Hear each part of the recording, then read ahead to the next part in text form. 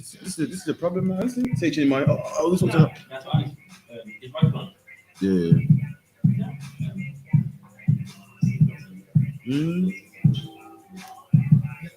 Oh, I want to hit it, man. It's a good strip, man.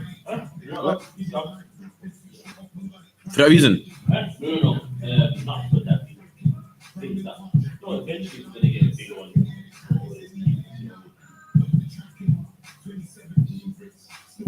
Or I'll speak to guys. You know what I mean? Probably do I hold it like this one. You know what I mean? See that size case for I hold it. Okay, please.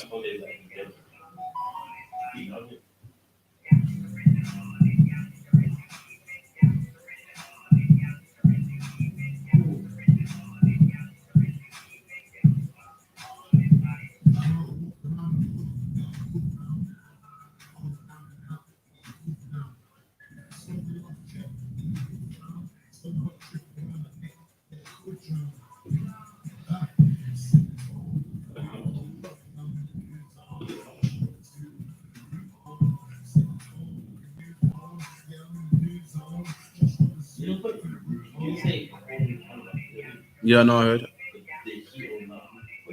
I don't know the science of it, but I heard it, man. But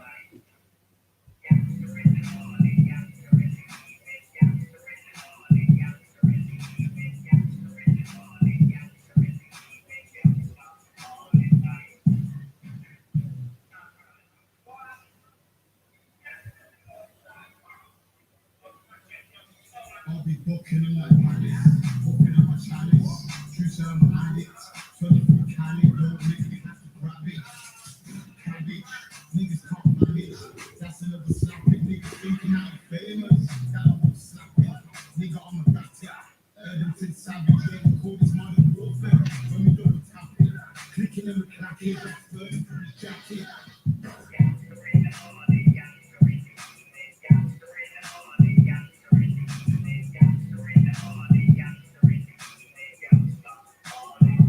Yeah, I'm back and I'm attacking. Nah, I ain't capping. Roll like rapping, switched it up and got it cracking. Get your Spanish from an appling. Bare minutes racking. Ramming, carjacking, call it like that sacking. Yeah, the caddies in the air now. Got the tracking.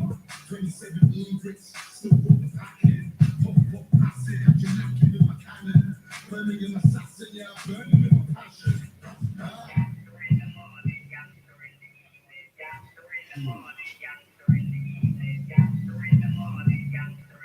Go back and forth, yeah? I have thanks to it, cuz. See? Yeah? Can't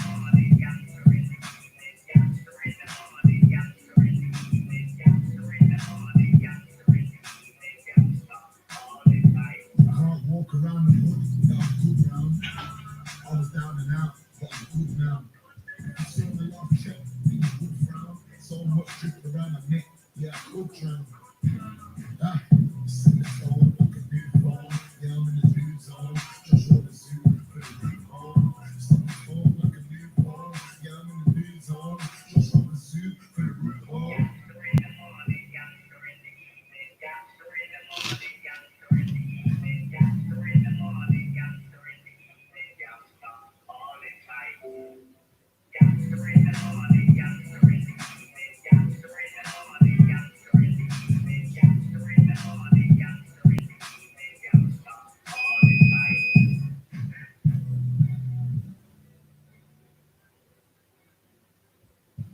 what's that?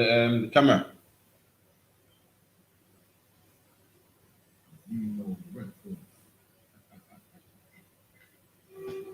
That nigga Lee, you got way too much pride. Asking rappers for a feature, I got way too much pride. Show me why the speaker, I got way too much pride. If I was 3 meters, I got way too much pride. I got way too much pride.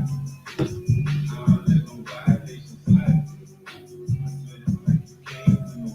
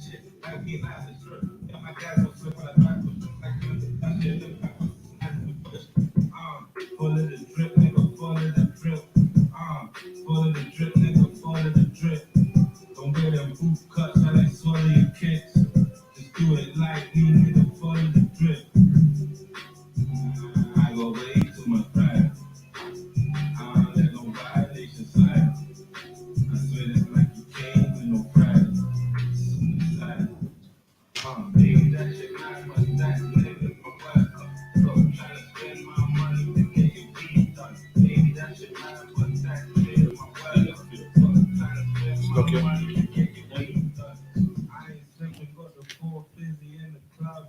He was tricky till I had a nigga tricky gloves.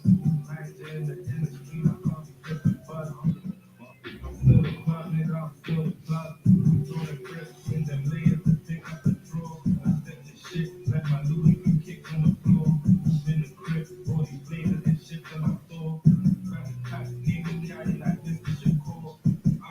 Follow the drip, nigga, follow the drip. Follow the drip, nigga, follow the drip. Don't get them poop cuts, now they swallow your kicks. Just do it like me, nigga, follow the drip. I go way too much pride. I don't let no violations slide. I swear this man came with no pride. Suicide. Baby, that shit mine, but that nigga's my word. Stop trying to spend my money to get your weed done. Baby, that shit mine, but that nigga's my word. Stop trying to spend my money to get your weed done.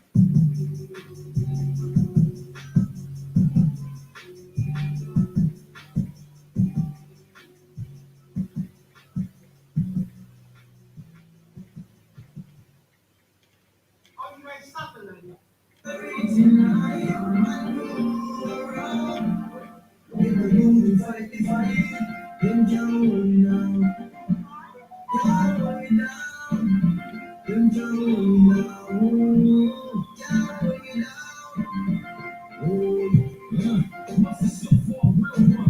don't mean to come think about some real one. Them free bunch of we was raised on the real nuns. Nobody's raw star, little sons.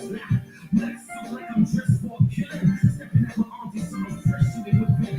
All black Range Rover, all black women. I bet the native now, motherfuckers show us nothing. This money got the summer rock smash, couple 100 plus. Back when you fucking put the maps at a character. Guess what? It's facts, cuz I was in I.S.U.P.K Gas Club. You can all leave and you can all leave them. Represent the East and the sea when I see ones. I ain't a gangster, but I rave for them. Both pops and what was a mistake. When I reach in life, I'm around. Never you to fight the fight. Them down when we now. Down when we down. Them down when we now. Down when we down. Oh, tell them about man thing and I got man thing and I run man thing. When them want man feel, them no want man free, them no want man win. Them do them can't violate and young some boy a sing like violin. But for us to be entitled as we follow, we just want to thank you for the provision that has been made. Right. Amen. On that, couple men gone in, but couple men just come out. So who you know first we go in that.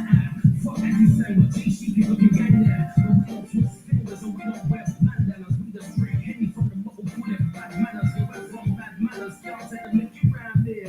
Might walk if you round there. Might clip you round here. For the dogs and kitties round there. But the young them pretty round there. Oh no, this is major living. More fruit like roll with the waiters with him. Champagne in the dance, so it played the rhythm. Money pull up, you can junkie check out favorite lyrics. I say a lady sipping. I'm in the video, they don't see none of that.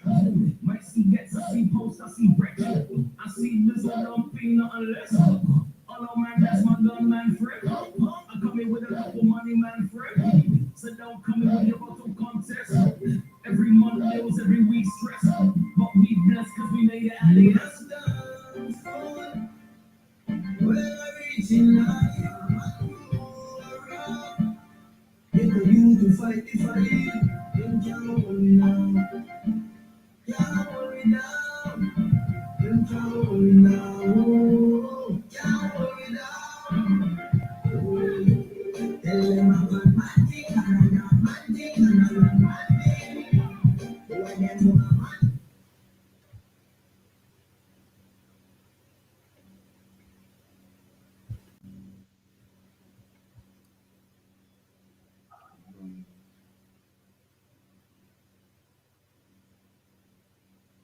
Shalom, so Yahweh Hashem and Shabbat. Hey, yeah, Shabbat. What's going on, Akim? How you feeling? Bob, sir, everything's good. And also yourself, sir. Not bad at all. I see any will coming to an end. We can't have a better day. You know what So I I mean? thought the same thing. So like real quick, you're on the ends with the executioner Officer Karafia, you know what I mean? Captain Parasha. It's like a Captain Mashak Mayum from DC. You know what I mean? Every Friday, 9 till late. I won't say 9 till, because we don't really have a time. It's 9 till, that's it, man. We're on the ends every Friday.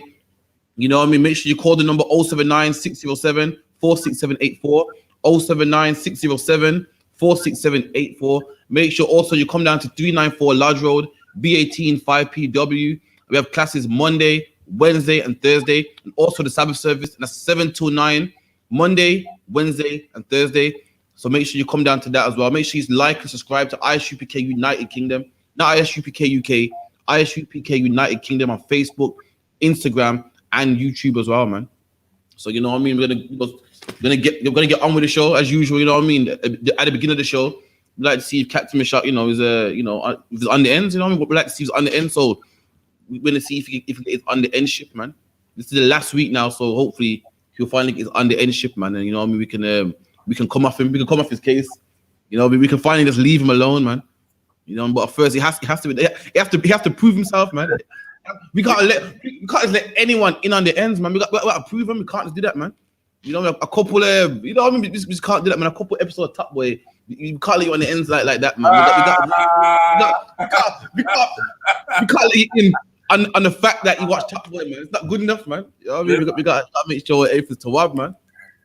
You know what I mean? So my first one, yeah. What do you call these? Chips. Let's call them. Oh, come on. Let me get the buzzer real quick, man. Yo, let's call them what, fritters? No, one sec. It's like say they're called crisps. Crisps. Okay, I think that's what Benji might be. Crisp is a brand, right? No, the brand will be Walkers or Pringles or you know what else. How the hell they got crisp? It's called crisps. You call it potato chips. Because of crisps. Can't say. So you know it's not looking too good, but you know you can redeem yourself. You ready for the next one? Yeah. They go down. What's these? Ah, boy, the nappy. Hey, that's the nappy. Okay. You know what I mean? What do we call this in the UK?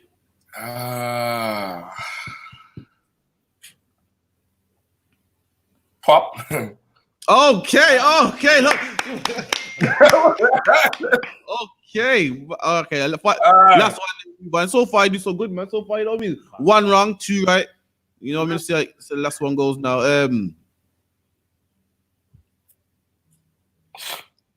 Final one, sir.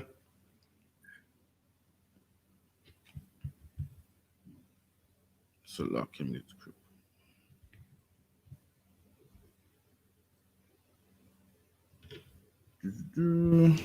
You gotta look for something. Come on, man. You have plenty name for this. Come on, sir. Come on, man. Come on. Listen, how far back you want to go? I'm going like 1600s. Yeah, that's the dungarees. Come on, sir. Come on. I mean, yeah, your dungarees. Dungarees is the straps. This is the strap? Okay. Hold on. It's gonna come to me. It's escaping me. That's the laugh here. I thought it was dungaree. It's the trousers. We call them trousers. Trousers. God damn. Trousers. Listen, come on, man. I would never guess trousers. I'd say dungaree. For real? You don't say that in the islands. Trousers. Pants. Nah, man. In Jamaica, they call it trousers. Say trousers. Yeah, that's pants. All that's pants. In the UK, pants is what, like underwear or boxer shorts, but trousers is the whole thing. Trousers, you know what I mean? Trousers is they going out pants. No, pants is like underpants. No, but trousers, like your jeans that you're going out in. That your trousers. No, not really. Jeans are jeans because it's denim material. Trousers is that material. If that makes sense.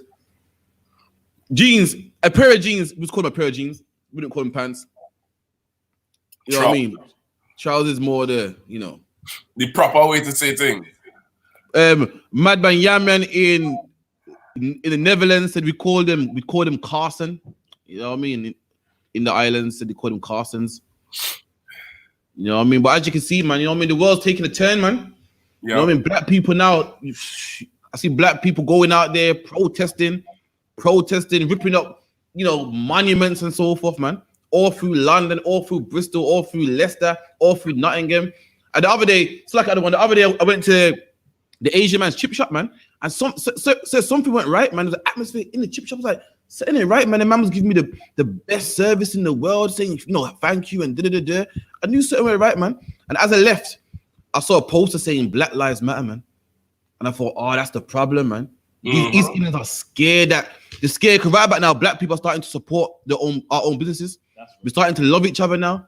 And he's scared that I'm going to go to a black chip shop and put him out of business, man.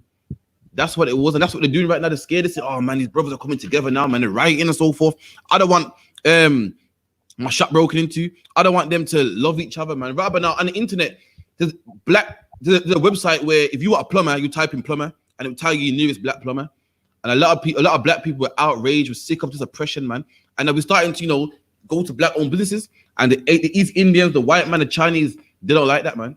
They liked it when we sent their kids to college. They liked it when we sent, you know, pay for their kids' weddings, man. Now we were supporting our own. They don't like it. And I knew so I could feel it, man. And it hit me. I said, that's the problem, man. Right. But right about now, you know, black people, you know what I mean? It's supposed to be a march tomorrow. A march tomorrow in London, but I believe it was cancelled, man. We're going to get into that. You know what I mean? What happened was, I'll give you a breakdown. Last week, Edward Colston, which was a slave owner in Bristol. Everyone knows Bristol's known for there's three ports in England: Bristol, Liverpool, and London. And Bristol brought England a lot of money. So to commemorate them, they made a statue of Edward Colston. But let me tell you something, man. On the 6th of June, that came down, man. That statue came down, they tore it down. I guess what was so ironic about that, man? How it's so ironic. They dragged the statue down, dragged it through Bristol, and put it in the docks. Yeah, you have video of it? Color one card, sir. Just for people who may not be familiar with the actual event you're talking about, or Colston, you know what I mean? I myself had to look him up because, again, our oppressor, he celebrates his how I would describe that. He celebrates the ones of his who oppress us the most. That's right. If you really check out all his statues, like there's more statues of oppressors who were brutal to black people than those who helped deliver the world from Hitler. There's more statues of those who sold blacks and Hispanics and Native Indians than, you know, those who, you know, whatever. Name me a big war of Europe or UK or something. Like, you would swear they would put more statues of men who went and fought wars for them. Nah, our oppressor honors those who keeps their foot on our neck. That's right. That's the end all and be all of his honor and his glory. Like, as long as you're willing to oppress blacks, Hispanics, and Native Indians, the real Jews, our oppressor will honor you. He will honor you. Like as it stands, that racist Tommy Morrison, he'll get a statue faster than Usain Bolt. That's right. That makes sense. You get what I'm saying? Color one card. Statue faster than that. That's how he is. He will honor the ones who make sure that black people feel something on their neck and feel a certain amount of oppression that makes us, you know, cower down, or makes us, or changes our life in some great magnitude. Our oppressor, the white man, he'll honor those people. Tremendous. It was so ironic, sir. The same docks that made this man money, they dumped his statue in the same docks where his ships were coming, dumped it right there, man. So we're gonna get into this video real quick. You know, anyone that needs to, you know, that doesn't know about the video, I'm gonna show you what it's about. So luck has been with me.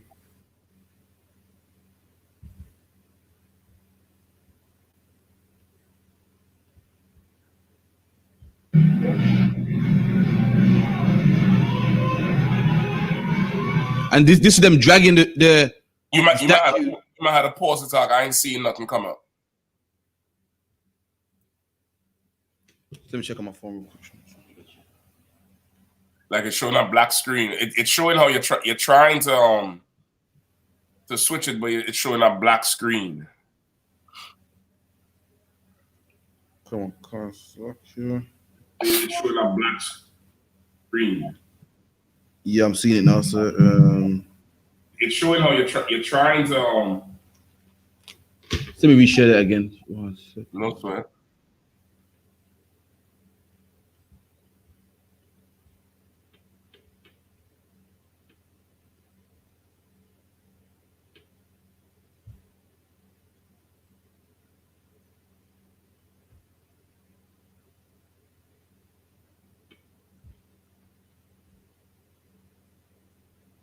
Shut up. Okay, this should work now.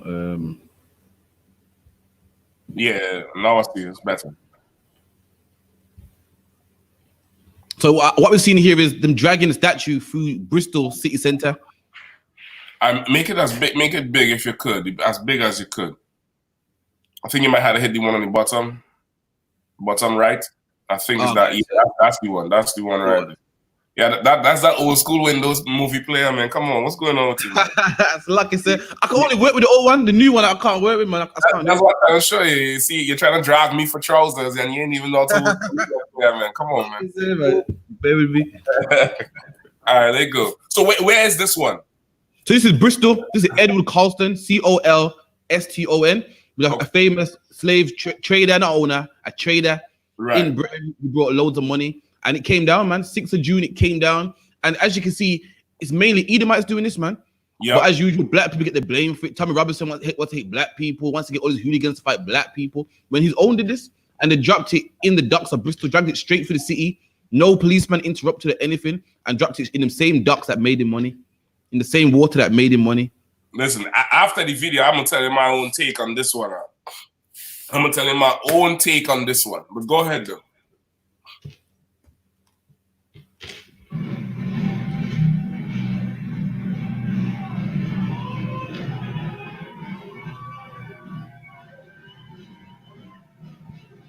That's you have some weight, bro.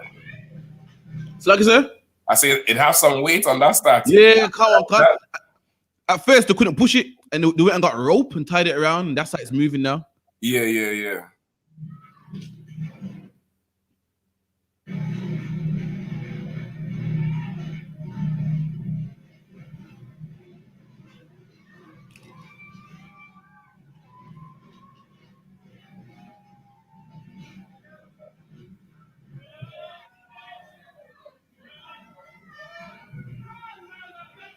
So where they're dragging it through, that's where the statue was standing at first? It's lucky, sir. Like the spot where they're dragging it through right now, that's where the statue was standing at first? Like, sir, they've moved the statue like literally half a mile from where it is through the city to put it in the docks. So right now they're heading to the docks? They're there right now. The water's right there to the right. All right, so go ahead. You can skip forward a little bit till we get just before they throw him in. Color one, cancer.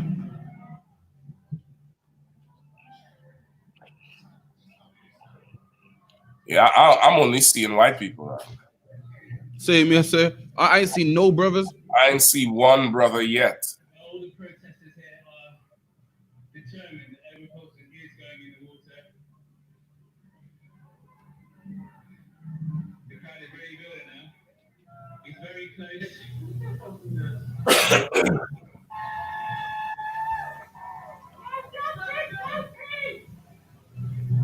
Okay, the media is there. Color one, can't I see filming crew? Yeah, ain't no police there. The media is there, but ain't no police there. Ain't no, none. There's no presence at all. Most likely it's a setup. You know what I mean? But we'll see what comes out of this. Because what I'm hearing is that there was a petition to get the statue down anyway. So it seems like the government just used this ploy to get it down, so they don't have to spend the money on it. It may be, or it may be something even bigger. Even bigger. You know what I mean? It's for sure the Lord's doing, but what they're acting with there, that's definitely not us. Color one, I'll spell the part with the dump it in, and we'll move on. Yeah, go ahead.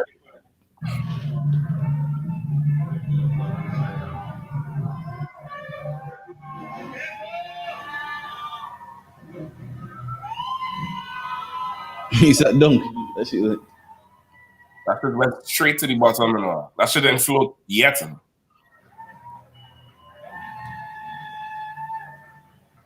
She, I think a steal or something, man. That shit went right to the bottom, man. Yeah, that's mad. So that's what's going on in the country right now. So now, which I'm playing the second now. Tommy Robinson's furious. Seeing this, he's upset. He's angry, man. Right. And he wants to get 1,000 of his hooligans. Yo, Tommy Robinson got a big following. All he has to say is, yo, guys, we're going to march here. And all his football hooligans, they're going to do so. You know what I mean? So, this same Tommy Robinson that says, I ain't racist. I just love Britain, man. You know what I mean? For all my brothers out there that actually, you know, love Tommy Robinson. What's his name? Sarah. Sarah said that. Sarah's a black guy that follows Tommy Robinson. And he said Tommy Robinson is not racist. It's misunderstood. Well, after what we're about to play here, you would know that Tommy Robinson is a racist, man. Well, He don't give a damn about that. let's get a little background on Tommy Robinson. Put his picture up. Put his picture up. And Parasha, let's pull up a basic outline of Tommy Morrison.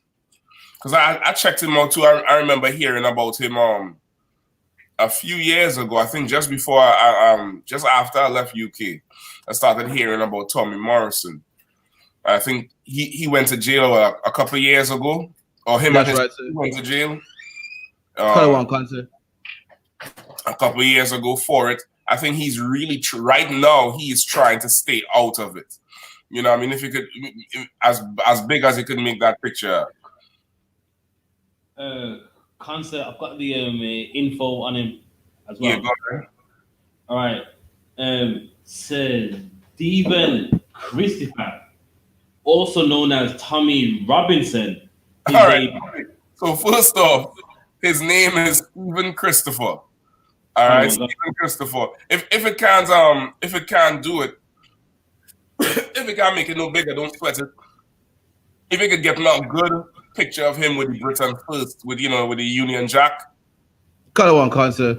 That's good how you're scrolling through there so people could get a fair idea of who he is. You know what I mean? So his name is Stephen Christopher. Why the hell he changed his name to Tommy Morrison? Usually criminals do stuff like that, sir. Or actors or entertainers. You know what I mean? God. Like him changing his name is nothing spiritual. It's not a spiritual thing, right? Yeah, that's a good one right there, right? So Stephen, say his name one more time? Stephen Christopher. Also known as Tommy Robinson, is a British far-right and anti-Islam activist. Hold on, Salaki. Slide over a little bit, Karathi, and Parasha, slide over some more so you're still in the shot. Once he makes the screen small, I guess it kind of crops you out. Karathi, you slide over some more too. Slide to your left. Slide over as much as you could, all right? Yeah, that's better. I could see you all better than now. All right, go ahead. Come on. Is a British far-right and a anti-Islam activist. He is also the co-founder of the former English Defence League and later served as let's stop right there. He's a far-right activist. and a anti-Islam activist. And an anti-Islam activist. Of course, okay, for those of you who may not know, in the UK, they I guess Islam or Muslims, the people who make up that demographic would be your Pakis, or your Pakistanis, right? Before they say I'm being racially insensitive for calling them Pakis. Right, your Pakistanis. In the UK, Asians are not Chinese people. In the UK, Asians are Pakistanis. Give me some more. East Indians, Bangladeshis. Bangladesh. Also, they're not Asian, but the Muslim, the Kurds, the Turks, The Kurds and the Turks, those people would make up your Muslim demographic in the UK. So to paint a picture for those people in America, in the UK, they are looked at as the immigration problem. They're looked at as the issue when you talk about immigration in the UK. You get the point? So just like how America has xenophobia for the so-called Hispanic tribe, in the UK, there's xenophobia for everybody. Xenophobia is a fear of somebody who is not from your country. Right? They call it xenophobia, but it's really a hatred of those people. In the UK, the Asians, the Pakis, the Turks, the Kurds, they would be considered an immigration problem for UK. Right? So Tommy Morrison, or what's his name? Stephen Christopher? That's right, sir, Cancer. Right? Stephen Christopher. He helped found this group called the English Defense League, right? The EDL. I can't even say it's possibly he took it after the JDL, which is the Jewish Defense League. They have that here in America, in New York, where they're like a group that helps defend Jewish communities, right? The EDL, they're similar to your white nationalist of America, right? The same far right political beliefs. They're very much on the line of the pure race, keeping the races pure. But it seems like Tommy Morrison, he never talks too much about the race, but more so about preserving Britain economically for British people. But he doesn't really say, he isn't as outright vocal about it being white for white people and a white country. He just says British, and the rest of them have to go back to their countries. I believe, what year did they say he found the EDL? Salake, he never gave a date. Okay, Karaf, look it up for a second. I want to believe this came after the so-called that thing with Libya and the Muslim Brotherhood. Remember, America had to crush that, right? America went and so-called, they said they was going to bring peace to the Middle East, right? First, they took out Saddam Hussein. And then after Saddam Hussein, the next strong man of that region was Gaddafi, right? Then they killed Gaddafi. After they killed Gaddafi and, they crushed the Arab Spring and the Brotherhood and all of that, America touted the whole process as being successful in terms of bringing peace to the Middle East. So nothing could have been further from the truth. They created what is called a power vacuum, which means all the strong men who were under these strong men like Saddam and Gaddafi, and then they was trying to get out, what's the last one in Syria? I forget his name, Assad. Right? After they created a power vacuum, now you have instead of the Taliban, you have a rise of ISIS, you have all of that going on. But now you have people leaving the region because the region is now destabilized. And from that, you had a mass exodus of people from North Africa, from the Middle East, all the way into Europe, starting first with, I think, Italy, then Germany, and then finally Britain, right? And it was, I think them Somalians is included in that too. I forgot to mention them.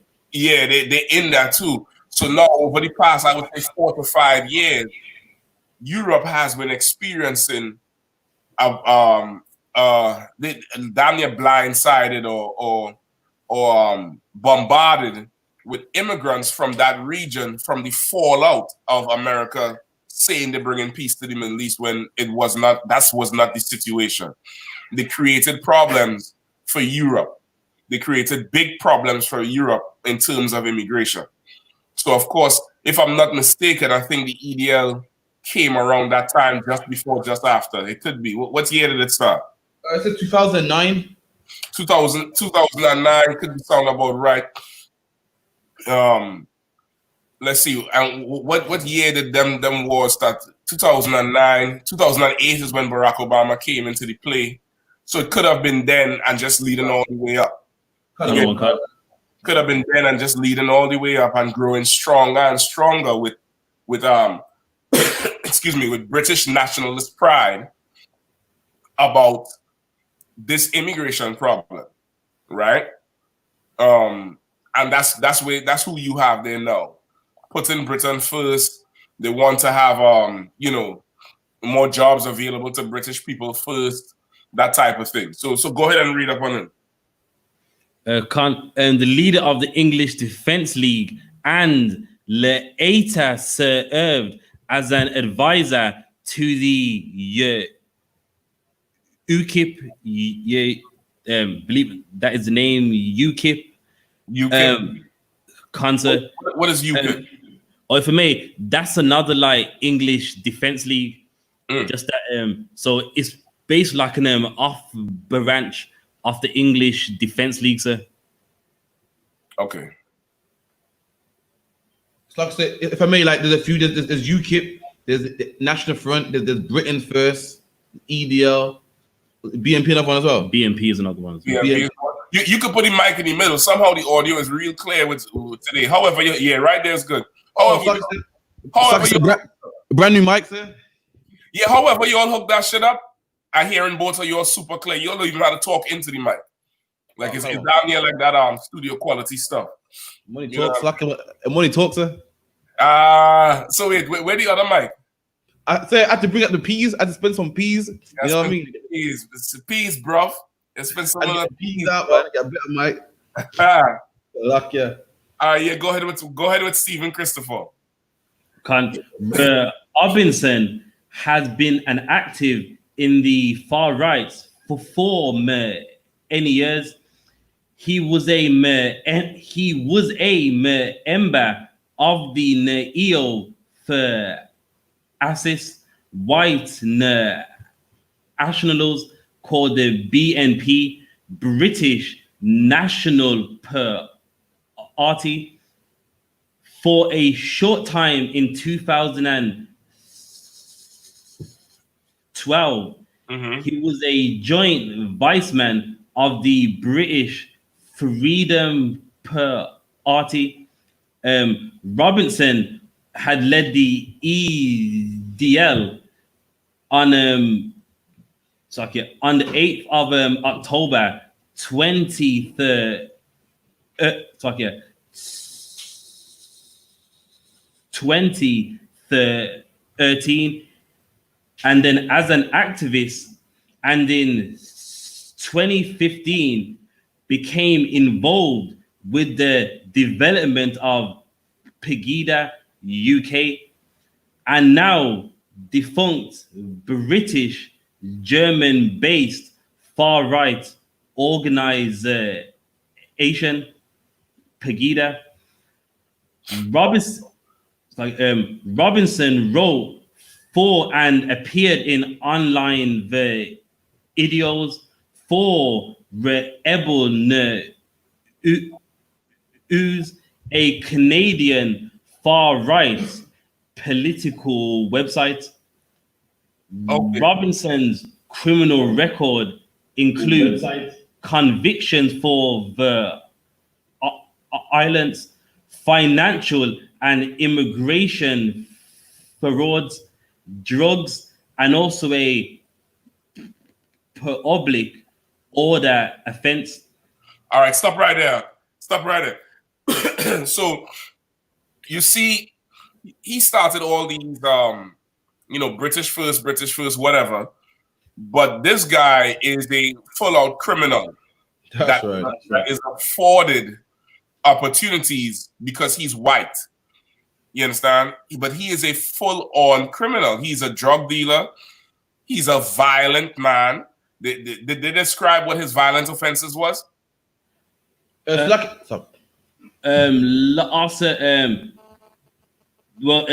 convicted for violence, financial and immigration frauds Mm-hmm. and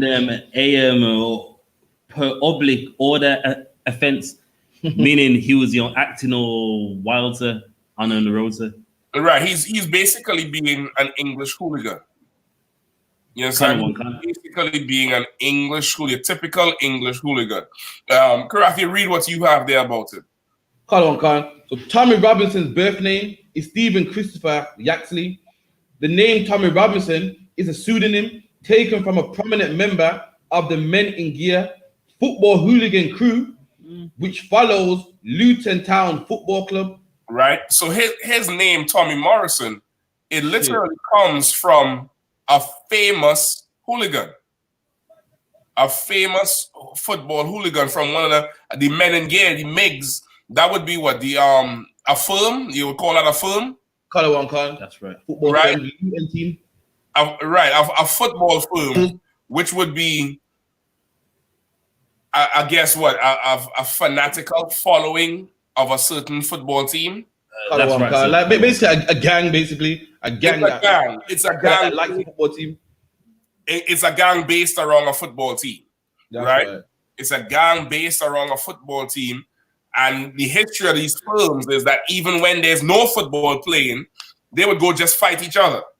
That's right. Find an alley somewhere and fight each other with bricks and pipes and bats and whatever.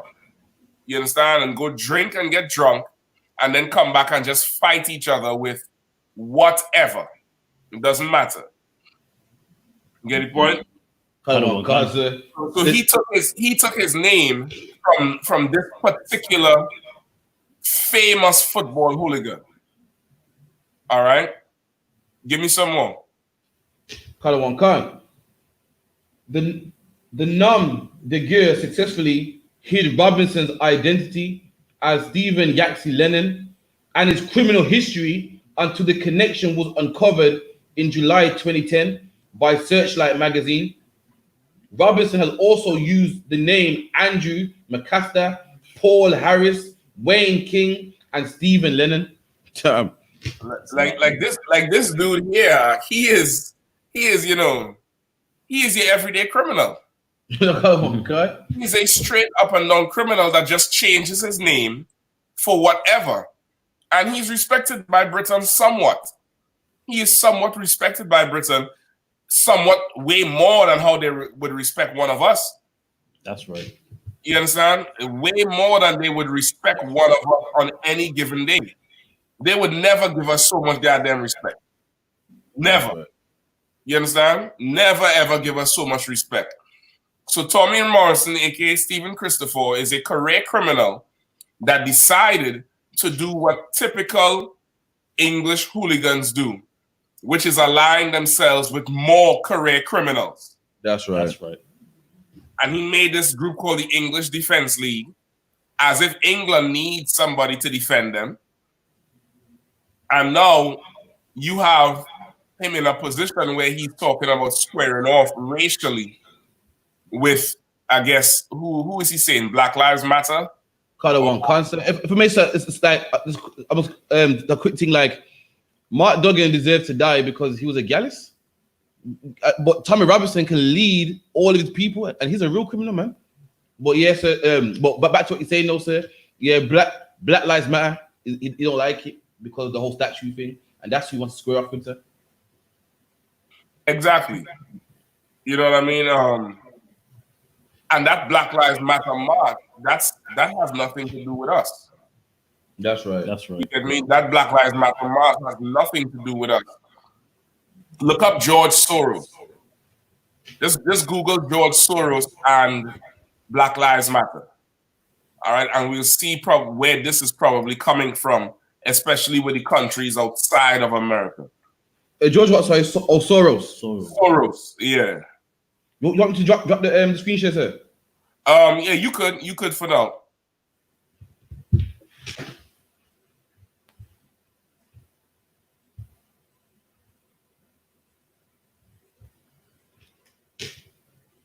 George Soros.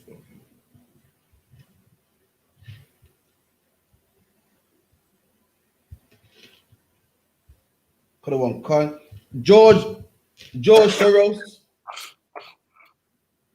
Honorable FBA, Swartz Gregory is a Hungarian American billionaire, investor, and philanthropist. As of February 2018, he had a net worth of 8 billion, having donated more than 32 billion to his philanthropic agency, the Open Society Foundation.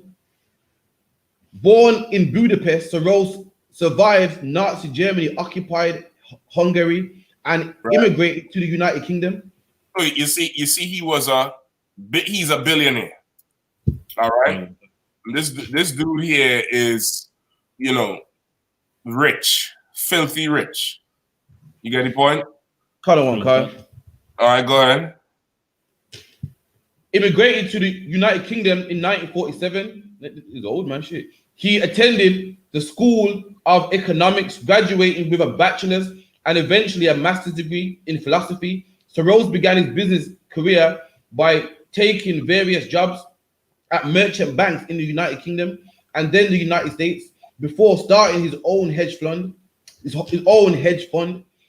Double Eagle, in 1969. Profits from his first fund furnished the seed money to start Soros Fund Management. The second hedge fund in 1970, Double Edge, was renamed to Quantum Fund and was principal firm Soros advised.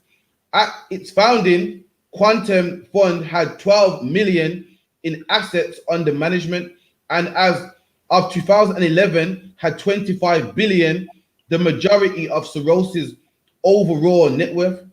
All right, good. No, skip me down to where his involvement with Black Lives Matter. It's him and Hillary Clinton with Black Lives Matter. I believe it's around 2016 or 15. You might have to Google them together. Hold on, Con.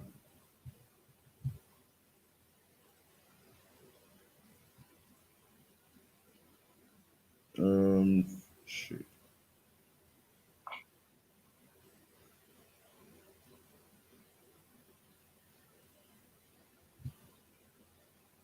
This one.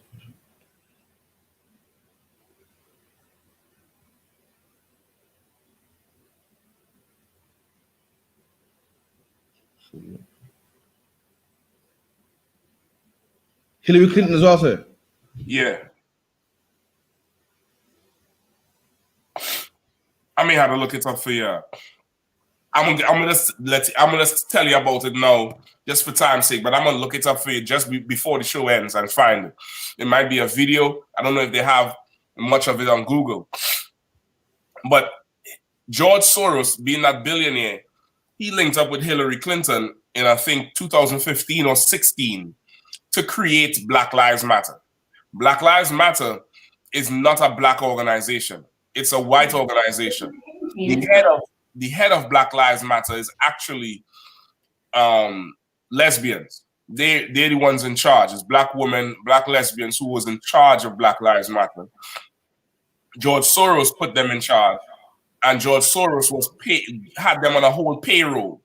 That's why Black Lives Matter was so organized and so spread so far and wide, because they had funding, and their whole purpose was supposed to help create racial tension to fight against Trump in the election.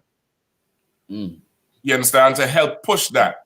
And that's why Trump kept saying they're a terrorist organization, because he knew where they came from. Of course, they were not a terrorist organization, but he's doing that for one or two things: to disparage black people and to attack back George Soros and Hillary Clinton.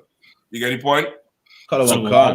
So now you see 4 years later, it's election year again, and you see Black Lives Matter, but it's not really Black Lives Matter. They're saying it, but this one is a little bit different. This one has a lot more white people involved. That's right. Shit, I've seen that. That's right. You know what I mean? It's almost like George Soros learned from the first movement. It's almost like he learned his lesson from the first movement. And in order for this one to be successful, you're going to need some white hooligans in there. You're going to need some full out white, anarchists. You know what I mean? That Antifa group, them niggas who be wearing the V for Vendetta mask. What's his name again? Oh, the Guy Fawkes. Guy Fawkes. And those who be wearing that Guy Fawkes mask to be in the protest. You get me? You get me? To cause more anarchy, to cause more, disarray, to cause way more problems. You understand? That's right. Come on, Khan. So that's what it seems like to me. That I ain't got no proof of it, of course. But the way this is going, where black people are less involved with anything, and then black people get in the blame, like I'm wondering where's the motive for all of this? Where is that coming from? You get me? Where is it coming from? Like there's no way black people would even begin to go pull down a statue somewhere. That's right. And cops ain't show up by the hundreds. You know what I mean? I mean, listen, your first camp out there, it was a handful of y'all, and they called the terror squad for y'all. That's right. And That's right. you remember, Parasha, And that was when the cops show up, Parasha, what did he tell you? Well, he said that someone rang them up and was saying that they mistook the I.S.U.P.K for ISIS. Exactly. Someone thought that it was ISIS. Yeah. That's how serious it is. Like now, they see us out there, first time to see black men doing anything, and they say, "Hey, terrorists!" And it's only a handful of y'all. That's Imagine right. if black people would tear statue down. Yeah, Scotland Yard, MI5, all of them coming out. Everybody coming out. The 00 James Bond will make an appearance. If that happen, you get me? It's like I said, black people, we ain't stupid enough to do that. We know, there's certain things we won't do. We're not going to tear a statue down in front of everybody.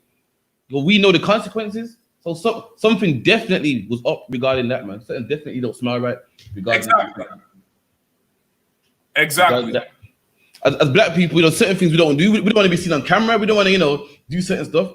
We would never tear down a statue, man. You know what I mean? In Bristol, with everyone watching, that we would never do that.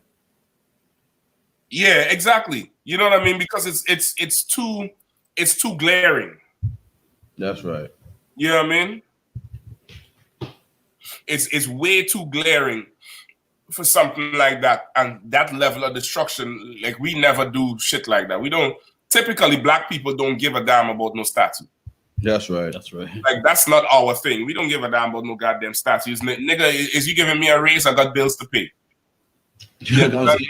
Our problems is money. Our problems is money. Is the solicitor going to show up in court because I have, my son, he facing time. You get the point? Is he going to show up today and really get him out? Like, that's our problem. Our problem ain't no goddamn statue. That's right. But still, we're going to get blamed for it. But it seems to be something orchestrated to bring a certain social unrest that they want.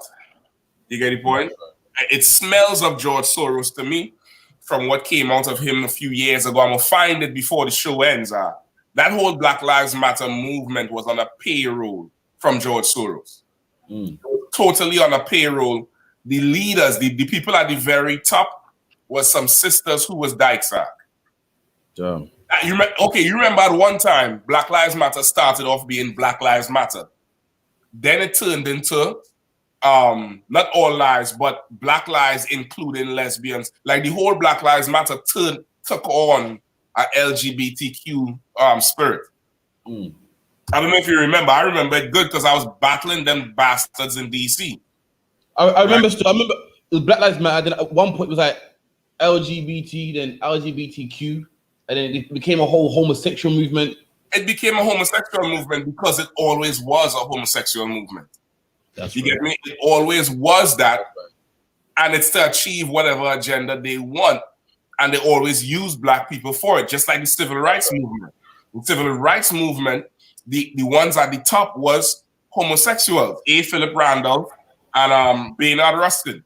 There was homosexuals from San Francisco that orchestrated the whole thing with the civil rights movement, and they made the decision to make Martin Luther King the face of the civil rights movement and got funding for it, for the civil rights movement. And once the civil rights passed, all the homosexuals got all the rights right now. So if I may, also in the UK, there was something in the UK in the 60s called the Bristol Boss Riots, where they wouldn't hire no black people to work on their bosses. And you can see videos on YouTube where the white men saying, "Oh, we don't want them black people working on our bosses." And a strong movement came out. You know what I mean? 5 black men got together, funded it and everything. The Pakistanis helped to fund it, and they used the black man to get rid of the color bar and the bosses, man. And as soon as the color bar was dropped, the first bus driver outside of white people was Pakistani. See? So it happened in America and in the UK also. Definitely. They use us all the time. They use us all the time to get their agenda. And once they get in, we like a used condom. Off and in the trash. Johnny, it's a Johnny. As a people. That's the best way I can describe it, because that's let me tell you why I describe it like that. Because that's how disgusting we are to them.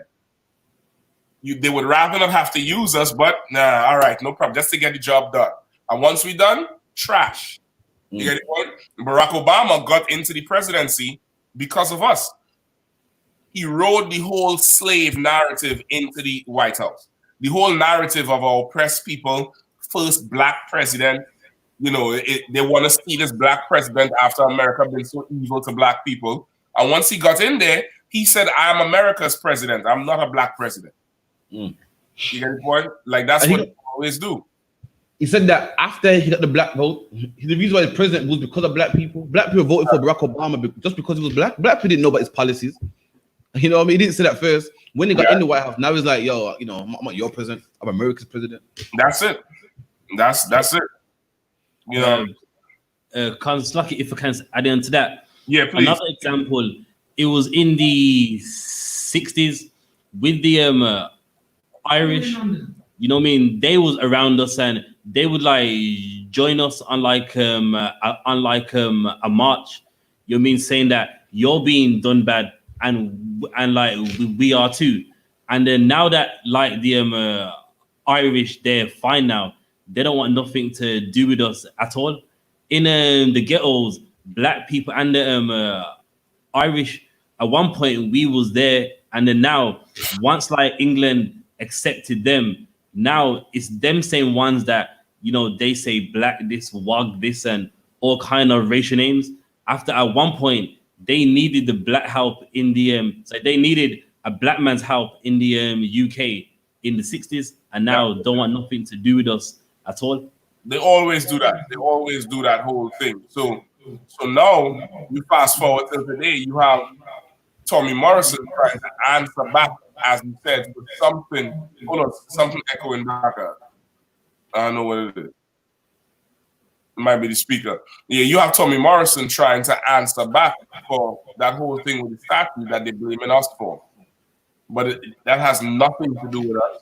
And now you have our people getting caught up in the whole thing, going down there, not for the statues, but for a face-off with Tommy Morrison, because Tommy Morrison is what he represents is what oppresses us every day. That's right. Poor white trash with authority. That's right. Right? That's your everyday police officer. Your everyday police officer, he's not from royal bloodline. He's not from the rich. You understand? He's not from. He's a white man that was too dumb to do anything. That's right. Poor, and now he walks around with a little baton and a radio, and he oppresses black people. That's and right. We on the flip side of it, it's within arm's reach for us now to do something about it. So the motivation is there to say, hey, let's go down to London, let's go do this, let's go represent. Nobody wants to go nobody wants to say they're going to fight. Everybody's saying it's peaceful. But what's the point of it? You get the point? What is the overall point of even going down there if we're not talking about the statues, pulling them down? If we're not talking about, justice for 400 years, what is the whole point of it? Just to be out there? No, this whole thing is setting up for a powder keg. That's right. The whole thing is setting up to is just a powder keg waiting for one devil, and that's who it's going to be. One random devil who is going to start some shit, and all hell is going to break loose. That's right. It's like if a Mason kind of put the video on what Tommy Robinson said Yeah, about please. this Saturday. Yep. So look.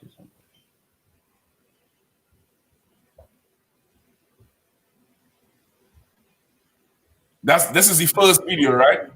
This is the first video. You know what I mean? This is after they took down Edward Coaster. That's correct, sir. Kind of one cry. All right, let's get that one. You're in London. Your blood pressure's about to go. I can't believe what's come of our country. And that statue like you did in Bristol today, and there's not going to be a British public there to confront you about it, you're wrong. You watch next Saturday how many people turn up. How can they think that's acceptable? You see, they've just pulled down some statue from 1700, 300 years old. Who gives a shit what it's about, what the man done? It's part of British history. What are you going to start with next? Churchill said this. Next, if this isn't stopped next Saturday, let me rip Churchill statue down. Then it'll be William Gladstone statue. Because he said Islam in a map. He held the Quran above his head and he made bigoted comments about Islam. Then they'll pull his statue down. You know what, you scumbag protesters? You want to pull a statue down? Start with the BBC. It's a paedophile who created a sculpture of a naked boy being held by a man. How can we not rip that down? Because most of Damn. So as you can see, sir, you know what I mean? This man basically saying that I don't give a shit if Edward Colston said something in the past or done something in the past. It's British history. Right. So imagine this. He's offended that you pulled the statue down. Meanwhile, he don't care that that statue offends you. Who cares about your feelings? He don't care that you got to look every day in Bristol. You're a black man in Bristol, man. You're a black man. What's the ends in Bristol? It's called St. Anne's. I think St. Anne's. No. It's St. Anne's. St. Anne's. I believe St. Anne's. And you got to walk past a statue every time you go to town, man. And it offends you. And Tommy Robinson don't give a damn, man. You know why? Because British history. But God forbid you put a statue down. It's a problem. You're offending me now. So who cares who offends you? You're offending Tommy Robinson. You're offending the white people in England. And that's all that matters, man. How dare you pull down one of our great men? A man that brought money to Bristol. A man that brought money to England, man. But when you tear it down and say, I don't want to see this no more, then it's a problem, man. He's angry. You know what he said? You watch next Saturday. You watch. I'm bringing all my football hooligans down to London. You watch, man. That's what he said, man. He goes, what's next? They're going to want to rip down Winston Churchill next. We ain't having it, man. He don't care who offends you, but he cares who offends him, who offends Britain, man. And that's the people that we love so much, the people that we fight in the army and say they've changed, man. They ain't changed, man. They don't like us, man. And if I could share another quick video as well, sir. Yeah, go ahead. Let's show you how much how these oppressors are the devil, man. So imagine this here. Imagine our people, black people, went and protested and marched and, you know, showing our oppressors our pain and how we're dying, man. And guess what they did? These oppressors laughed at us, man. Like we had all these picket signs and, you know, Black Lives Matter signs, man. And when we left it on the floor. And these same people that we loved and we say they changed, they said, "Oh, look at this! Look at this garbage, man. We need to burn this in a bonfire." That's what they said about, you know, about us not wanting George Floyd to die, about us being upset that Mark Duggan's dead, man. Let me get there real quick. And this happened in Coventry, man. It's like what, 40 minutes away from here? Yeah. Oh boy, yeah, this is the one. Listen, I want this video. The one with the boy, but the one with the two brothers behind the dumpster. Oh, kind of one. And the next one I saw today from you with the devil breaking the windows of the black business. Oh, kind of one. I'm trying to put up right now. Kind of one. Let me play this one quick.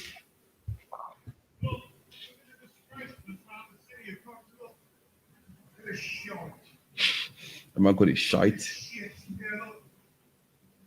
Move the mouse out so we can see the words. So like I said.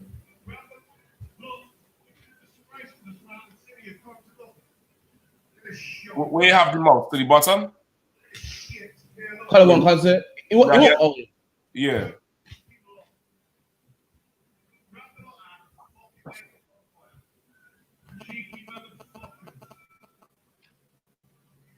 So these are all the little signs from the people who were protesting. That's right, sir. So how they get these signs? So everybody left the protest, left their signs, didn't take it home, and they left it on the slave monument. And these far right groups, these football hooligans came and like, oh, look at this shit, man. Someone grabbed this shit and make a bonfire out of it, man. It's shit that, so to them, it's shit that black people don't want to die no more. To them, it's shit that black people are protesting because, George Floyd got someone's foot upon their neck. According to them, they couldn't care less. It's not their problem. Don't touch our statues. Don't start no shit. Don't start no problems. Go to work as normal. And if you mention it, if you're upset about it, it's shit. And we should, throw it in the bin. We should make a bonfire out of it, man. And these same people are the people that we go to work with, man. The people that we see in Tesco and wave. Oh, that's Miss Mary over there. She's cool, man. Right. But Miss Mary thinks that your plight is shit, man. She wants to make a bonfire out of your sign. She's upset that you're protesting, that you're upset that one of your brothers died in America, man. You shouldn't talk about it. You shouldn't be upset. She's upset that you're upset because you got to look at a slave master whose statue is high up in the sky in Bristol, man. And if you dare want it down, you know what I mean? We're going to fight against this. I don't care what he said. I don't care what he done, man. That's like you being molested as a child and your child molested, the picture of him in your house and you don't like that picture. Whenever you see that picture, it bugs you and you take it down and your mom saying, why you take it down for? Leave it up there. I don't care what he done in the past. That's a good man in my household. That's what Britain's saying to you, black man. You know what I mean? Edward Colston is the reason why a black woman got raped and whipped and lynched. Sorry, not that black woman, your black woman, your grandmother, your grandfather. But according to Tommy Robinson, he don't care, man. That's not his concern. You know what I mean? If you touch any other statues, there's gonna be a problem. He's getting all these hooligans, and they're gonna do something about this, man. Exactly. And okay, they're not once making mention that the people that pull the statues down are white people. That's right. Yeah, that's right. Like they're not making mention of that at all. Like, okay, even in his second video about what he say he gonna do tomorrow, we will play that after. He ain't even say, well, he say, all these rappers coming out saying this, that, the other. But he ain't even say, well, to be honest, it's not even the black protesters we having a problem with. It's you white liberals who are, who want to make this country open and liberal. You want to tear down British history. Like they won't even be so fair as to say black people are not doing this. This is white people. So really, this is the EDL versus white liberals. That's right. That's right. It's a typical English hooligan clash. It's this firm versus that firm. It's Liverpool old boys versus Arsenal, whatever. And they're meeting in an alley to fight. And that's what it's about. This has nothing to do with black people. And that's the absence of leadership that we have, where you have young brothers who in the community who, for the most part, love black people and trying their best to lead black people. You have Raspek, you have Mist, you have the other one. I forget the name. Who You said got Raspet, Miss, you got Sarah, Akala. You got quite a few brothers. going there? No, Akala's he did a couple live streams or a couple of Instagram lives and just to speak on the situation. He's not going down there. He's not offending white Britain for anything. You can't pay him to offend white Britain. Akala, I was having this conversation recently. Akala to white people is a good educated Negro. He speaks so well. That's right. He's so articulate for a colored boy. For a colored lad. You know what I mean? He's so articulate. What Akala does, he enables white people to understand black people, but he lets them sleep at night. That's right. Akala won't call. What we do is we make white people lose sleep. That's right. That's right. When they hear us speak, they get angry and they go home and they go complain to their council members or the senators or whoever else. You understand? They go devise ways to stop us from speaking because what we say burns their conscience. That's right. That's right. Akala is a very good chaser for a strong liquor. That's right. A very good. He makes the truth palatable. He makes it be like he goes and speaks and they applaud him like, oh. He got a point there, Oh, he's so good. And they go home and they discuss him at dinner and they eat and they go to sleep back.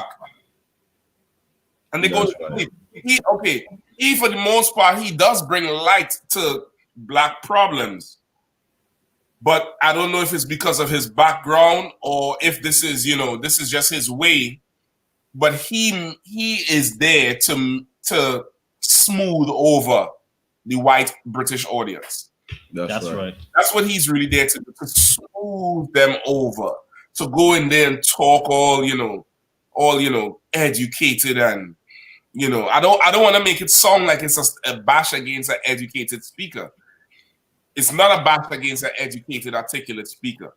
It's the fact that Akala will not really tell them what they need to hear to make them angry.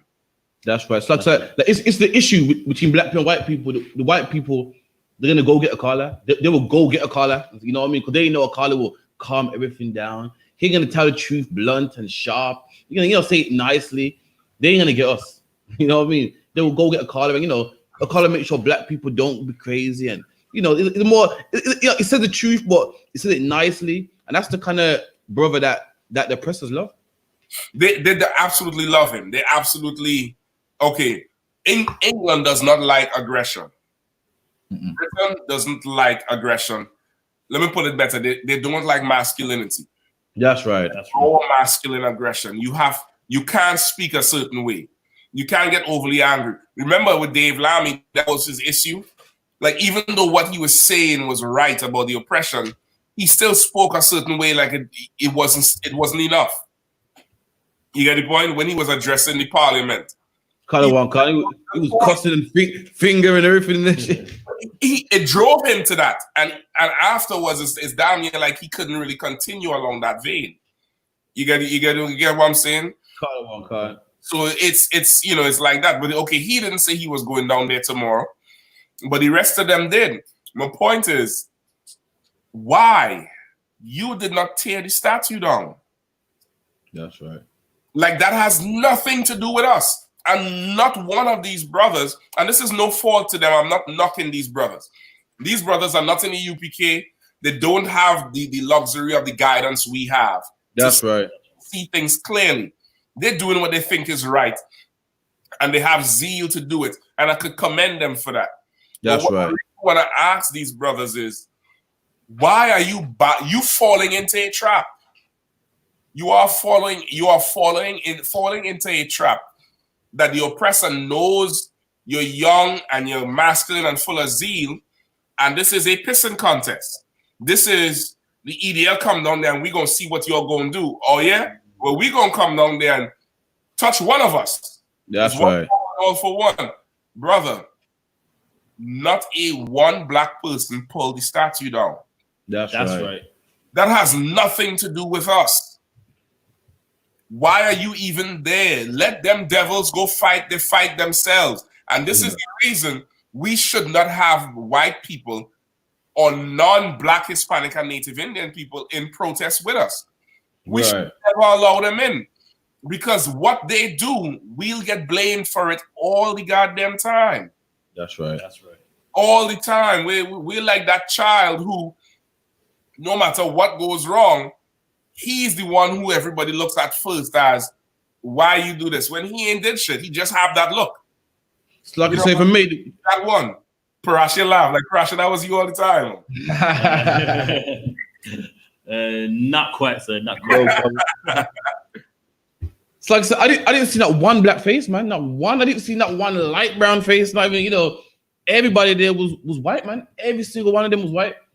And yet Tommy Robinson vexed with black people. Black people are gonna get all the blame, man. And that's how it always goes. You know what I mean? Well, so I got the tape on Tommy Robinson trying to backpedal. Is it okay if I play that as well? Yeah, go ahead.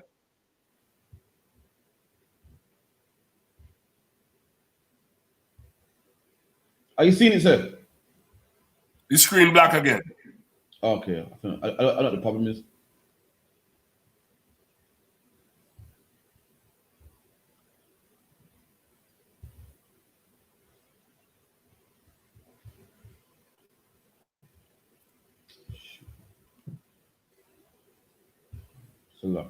No sweat. And after I want to play the tape of the two brothers in Coventry by the dumpster. and what's the other one I told you? Oh, where they broke That business where they broke the brother's window. color one cancer.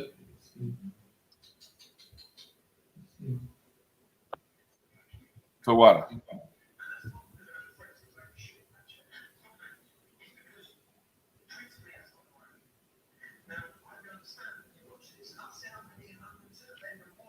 Turn the volume up. Can't hardly hear. Color one can. Stuff. Go on. And that's not because of any threats, because I don't shit that shit. It's because principally that's not who I am. Now, I hope you understand when you're watching this, and I've said I'm going to be in London to defend the War Memorial, yeah? And I have said that in a fit of rage. And the reality being that my presence in London now, and many of the young black lads that are going to go, are going because they think they're defending the black community from people who are coming to attack them, because that's how it's gone out. I've seen how a 20-second clip, people, and hope I hate the same organisations that I'm saying are using you. And I was then saying football hooligans plan attacks on the black community. That's not the truth. But I realised that my presence in London would be detrimental to racial tensions. The last thing I want is clashes between members who support me. And there's black people coming. I think we've got black pastors coming with us, yeah? Oh. But we did that. I've now sat and watched the way this has played out, and I don't think it's the right move. And I generally don't think it's the right move. And not just don't think it's the right move, I don't want to be responsible for more racial division. Because I can't say you're being used by left-wing politics and left-wing politicians from the Democrat Party to push this agenda, to then be used by the Labour Party to push this agenda, and then me walk straight into it and do the job that they want done, which is cause a massive conflict between whites and non-whites. I don't want to do that, right? So I've made the video. I'm not going to be in London on Saturday, okay? I'm not going to be there. Not because... I don't even know their names, man. All these little rappers and that are fucking putting things up, yeah. Not because of any of that, all right? Get out of here, Tommy. No one wants to hear your bollocks that you're on. He's like these little rappers. I don't even know their names. You know the goddamn names, nigga. You listen to all the music. Oh shit! What you don't understand is he's already gave the order out to his hooligans, man. They're still gonna be there. It's too late, man. It's gonna go ahead. Only because he's scared now, he don't want to go out. This is still going to happen, man. And all it is, with the oppressor likes to act like he's not racist. When he's angry, he will let you know, you're a nigga, you ain't this, you ain't that. When he comes down, he feels, oh shit, I'm going to look racist. Then he tries to backpedal. Like with the brother over there in the I.S.U.P.K, I think it was, what state was it, sir? Do you remember? Indianapolis. I forgot Minneapolis. Indianapolis. The white woman out there calling him a nigger and all kinds of black, this and black, that. And when she calmed down, oh, listen, I want to apologize. You know, this is not really me. You know, something happened. You know, you push the right buttons, man. And that's the oppressor for you, man. The oppressor always tells you every day, we ain't racist. And he snaps, gets angry, and shows you his true colors. Right. When he calms down, thinks, oh, everyone. It's like, sir. You have that video? Come on, concept. Then they remember themselves and they say, oh, man, everybody gonna know that, you know, I'm racist, really. My true colors came out, man. Oh, man. I didn't want that, man. Didn't want that. If I can just add on to that. The reason why, as well, he doesn't want that to happen is because there's many times where he's been also beaten up as well. And he knows if he goes there, his life is already upside down. You know what I mean? He's a man that he basically hides. He doesn't actually have an address. He lives from like a hotel. And then he literally just goes to another one. He doesn't actually have an home. So he knows once he takes part in something like that, his life is definitely over. He can't show his face nowhere. I agree. I think it's both things. I think the government done spoke to him because they don't want a bloodbath on their hands. And he now is realizing this thing is going in a direction that he is going to take an L. You understand? Either through physical harm or through jail time, because the government is going to, put the responsibility at his feet for whatever happens tomorrow. You get me? So I think he's trying to pull it back now. But either way, even let's say he does not show up and some of his supporters don't, you still have the poor white trash, aka typical English hooligans, who are going to show up. That's right. And who are coming looking for a fight. You get the point? Shalom, Khan. And they'll do whatever it takes to get one. Which is why we should have no business with them. We should never ever do it. If I could get one scripture, please, if I could get in the Apocrypha, if you all have it there, give me the Apocrypha. Give me 1 Ezra chapter 8 and 85. All right. If I could get 1 Ezra 8 and 85, you will see exactly what I'm speaking about. All right. Like, if there's a reason we should really always be separate from them and never at all with them. Right. Never, you know, hand in hand going down the lane, because they need to pay for everything they did and not have us included in it. You get the point? You have That's it? right. Can't I have it? Please. First Ezra 8 and 85. Moreover, ye shall ever seek to have peace with them, that ye may be strong and eat the good things of the land, that ye may leave the inheritance of the land unto your children forevermore. You understand? Like Ezra saying, listen, man, we should never seek to have peace with them.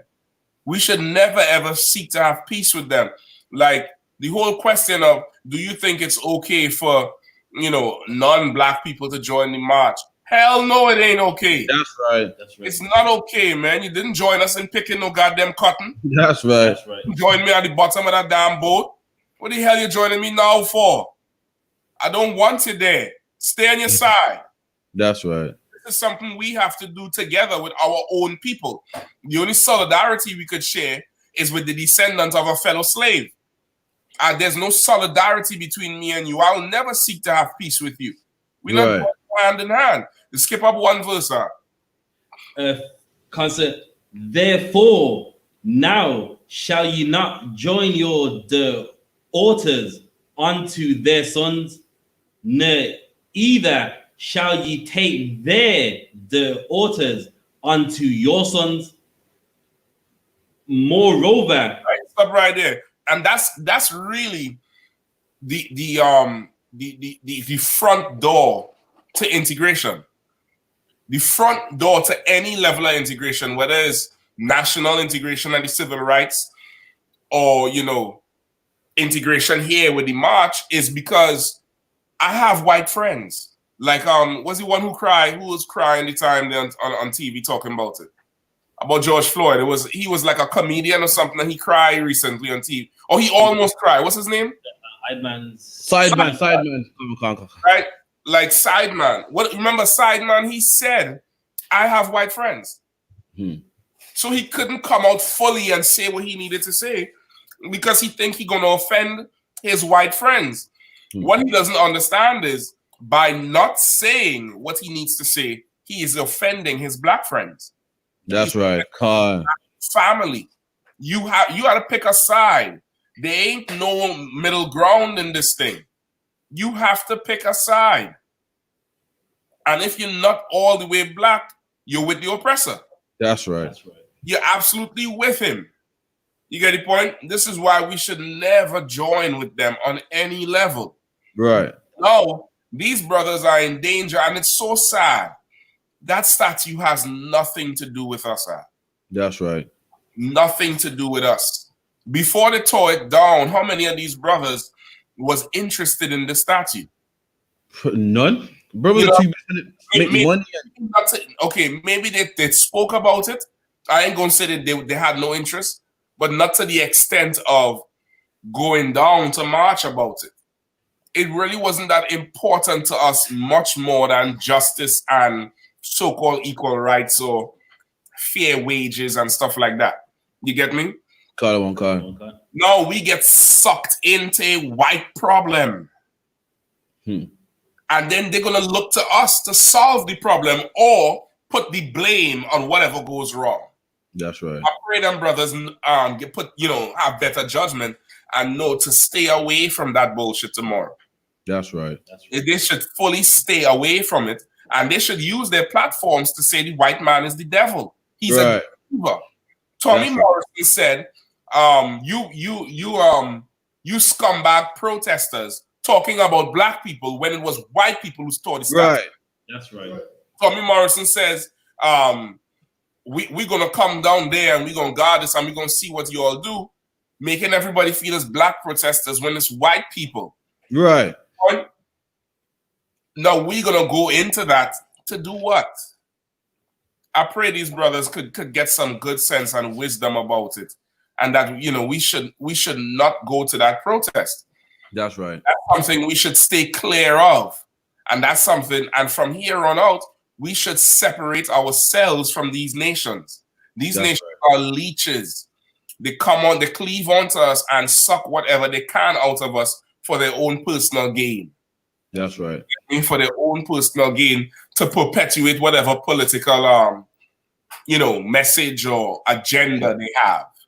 But after that, brother, we are the shitty end of the stick. You get me? We are the end of the stick. Let's take a break out. When we come back, we'll do Edward Colston and them, all right? Cut it one, concert.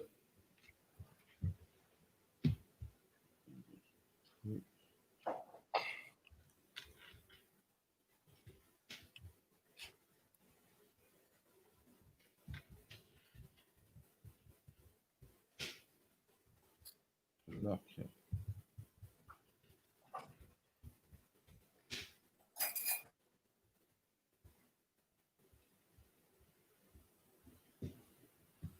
You see? Oh, sorry.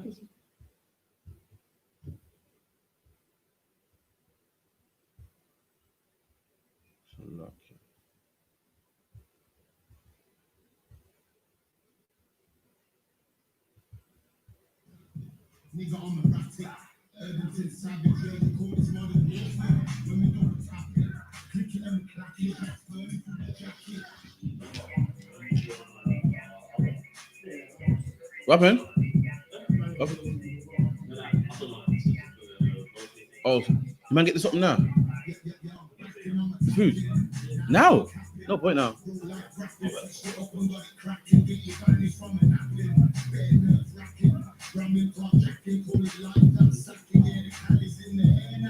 Got the track in.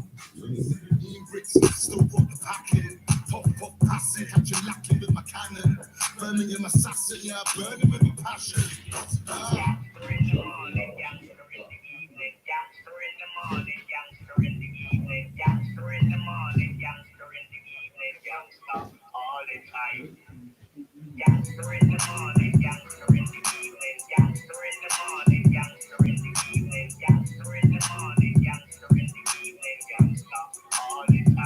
Can't walk around the hood that I'm good round.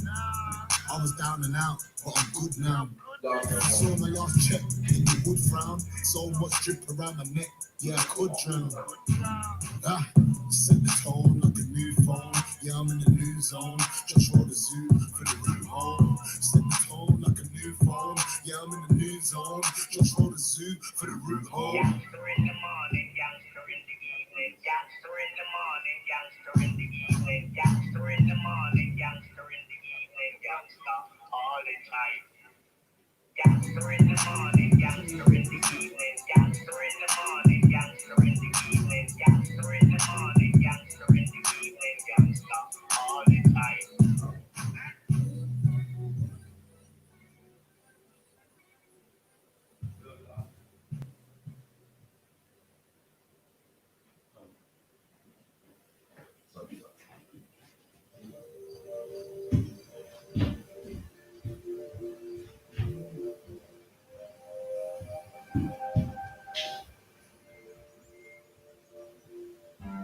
Working on a weekend.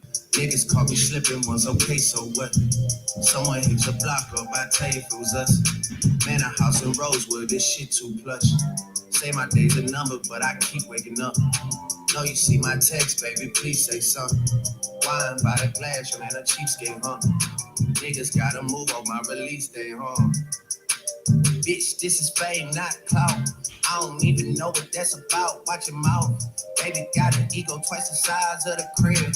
I could never tell a shit, it is what it is. Said what I had to and did what I did. Never turn my back on FBG, God forbid. Virgil got the paddock on my wrist, doing front flips. Giving you my number, but don't hit me on no dumb shit. Working on the weekend like usual. Way off in the deep end like usual.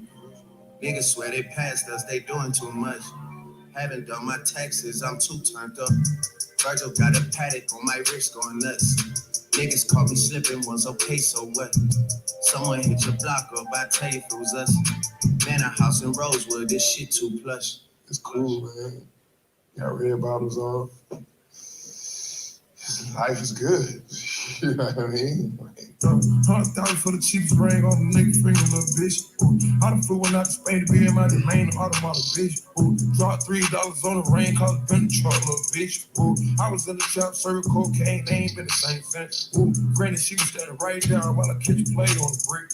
I made them little niggas go haywire, Taliban in this bitch. I done been down bad in them trenches, had to ride with that stick. Who gave you pills, who gave that guns, Pluto Central in the lick.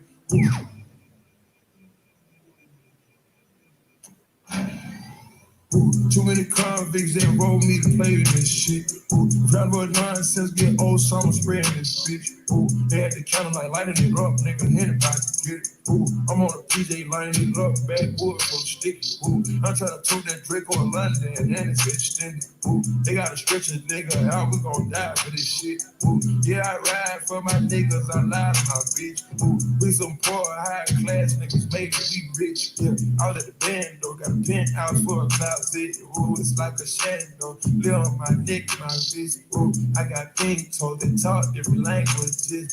Got rebellion in my blood, and burgers. Yeah, I ain't gonna get front. This shit sitting in the middle of the hood. I've been serving fiends, get my racks. About to buy me some studio time, making that song. What? Yeah, For real? I'm about to go big.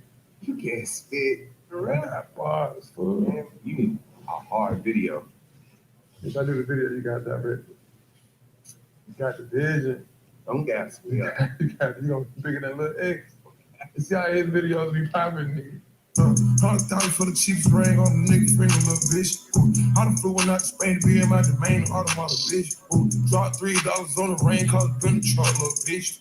I was in the trap, serving cocaine, they ain't been the same since. That's by the time I call it for me. I go tremendo for new fettuccine. All fat though, clarity picky. All fat though, water the feet. I'm in the loop with the boo. I'm in the loop with the woo. Which one to work? I put your face in the news. I put the puss on the shirt. After I birthed it, baby, go shoot up the hearse. Cost me a quarter bird. Niggas birthday, you a maniac, a fucking alien. How you spurred and got that kitty cat on having fun with that. Going Birkin. $100,000 for the cheapest ring on the nigga finger, little bitch. I done flew one out to Spain to be in my domain, automata, bitch. Dropped $3 on the ring, cause it been the truck, little bitch. I was in the trap, serving cocaine, they ain't been the same since. $100,000 for the cheapest ring on the nigga finger, little bitch. $100,000 for the cheapest ring on the nigga finger, little bitch. $100,000 for the cheapest ring on the nigga finger, little bitch. $100,000 for the cheapest ring on the nigga finger. That was good. That was good. I just need one more. Right. No, I need one more. No, one more. Trust me, please. One more. I swear, just one more. X. No, it's exactly. I think we need to change the lens. Yeah, change it up. We need a 35 mil. 35 mil, please. What do you want to do? You want again? Yeah, one more time. You're the boss. All right, guys, last look, we're going again. You don't look straight in it. $100,000 for the cheapest ring on the nigga finger, little bitch. I done flew one out to Spain to be in my domain, automata, bitch. Dropped $3 on the ring, cause it been the truck, little bitch. I was in the trap, serving cocaine, they ain't been the same since. $100,000 for the cheapest ring on the nigga finger, little bitch. $100,000 for the cheapest ring on the nigga finger. Yeah, but that's regular as well. When you go down, you don't know what you're gonna get. It feels that way overall. Because you can go it light or hard, you know. Remember, two of us. Back to back, how we deal with this thing. Yeah. Oh my God! Got work. We out here, guys. We out here. Cause spend one day in my shoes, don't do four, back for the loot. 60 shots with a gang, get you on it, that bread I can't even do. Look, all even you are do for these that help them play a free. They don't make it. But when did he get so Like going up north, like Bob, just stepped out of last week. Still trying to score that D, drop, then this looks like Harry Potter. So the catfish called it, they said about it, the M with 2 4s out. Now I'm trying to come back with bro. Family guy that's still got through that back from shot. I was on the island like Nelson Mandela. Left on the wing like Sonya. I never saw sunlight for nearly 2 years. I saw that Mac on changing color. I feel like I've been in like 1,000 times. On my own night, Christmas day in the street, I was doing up jewels in the bag. I see mom cry tears of joy that night when I told her don't tell why. I see friends ask me for the man in question. Of course I lied. Show you my strip, get my whip, let's go on a drive. Things that I did on these back roads, can't put no ends to life. Of course I can't. Last year I was looking at life. Got nicked by Scotland Yard with the thoughts and girls go doing a crime. Trust. All even you I do for the guys. Of course you don't. Mom said son don't ruin your life. Put on this mask, things gon' change like Jekyll and Hyde. Way before wax and bricks of white, it was for bags and kitchen knives. Get round there all day and get round there at night. Burn this trip if I have to, I done did that countless times. I don't know what you know about the bando, bro got rich off the county line. The bando do concern, but I still come better like 2 at a time. Like I ain't sick of this shit. Every day I'm thinking, got big fight when I step in the fifth. Cause on the brain I'm nigga bitch. T got touched one time and he died. Limbs got touched 9 times and he lived. Whole divergent. Tape of strips, yo, can't tell you just kids. Just trust, look, all even you I did come through that game. Ruin the trip, this work was more than 2 in the big. When thought I was legally blind, when I came through waving a stick. Don't know why they able to miss. Gotta walk pay for this shit. I spent one day in my shoes, don't do 4 packs for the loot. 16 shots when the gang came through, still pissed that burn like getting the goose. Just look. All even you I do for a decent house and a plate of food. Better don't make the moves. I spent one day in my shoes, don't do 4 packs for the loot. 16 shots when the gang came through, still pissed that burn like getting the goose. Just look. All even you I do for a decent house and a plate of food. Better don't make the moves. I had to come up with it. You know.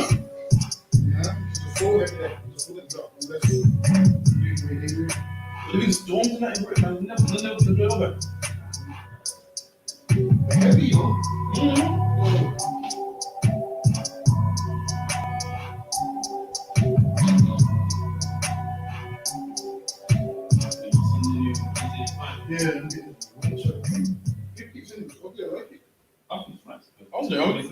Sleep on a violation.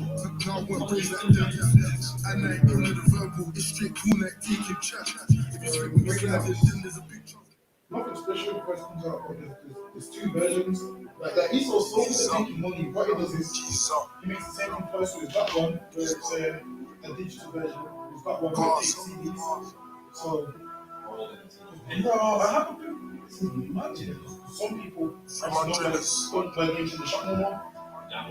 Yeah. So, which one do you get CD on? The life that I live is violent. Was 5 man up in a whip on an up block and spent a whole day riding. They think I'm lying, this beef is fine. I'm in the East been dying. I must block what shit, don't ask me, God ask them, this beef is real. Get round there for the vial, same well, get round there for the thrill. No one to me back rules. With a reason the other side hide. With a reason that man don't chill. With a reason they lose their lives. With a reason they might get drilled. With a reason they don't go shop for their mum when she asks, let's tell her it's real. And this life I live ain't promising. I got plan to stop it. Still put smoking rides. Still gonna score on these guys. I'm living my life. I'm now I'm fine. They talk about what they see me and leg it. Alright, shalom. Back on the ends. We're back on the ends with Captain I.S.U.P.K. How Mr. said, we back and I'm attacking. You know what I mean? We got Officer Dungabar up in here. We got Captain Parasha up in here. You know what I mean? We're all on the ends.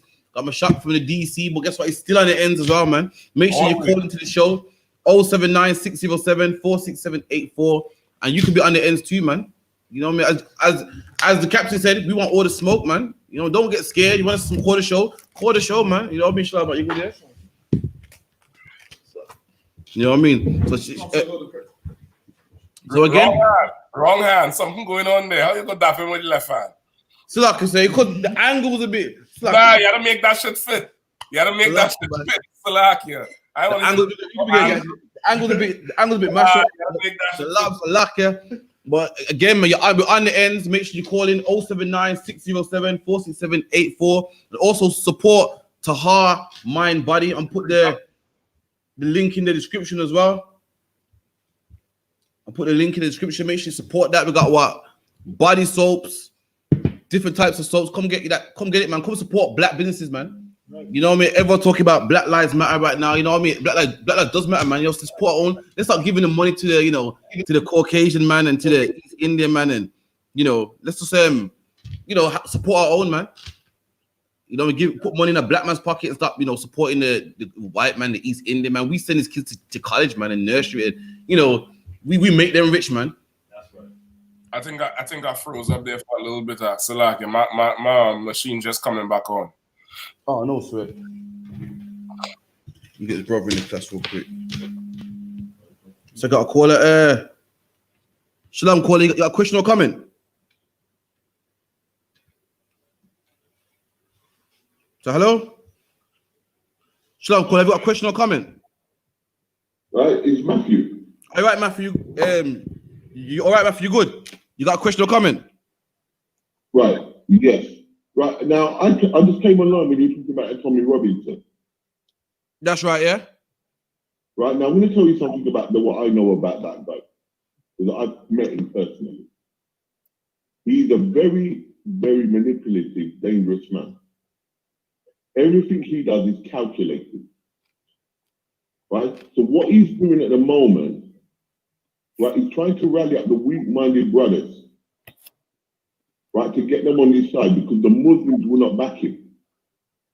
So he's trying to get the Christian brothers and anyone else and all the weak-minded ones to back him to show that there's solidarity between us and them.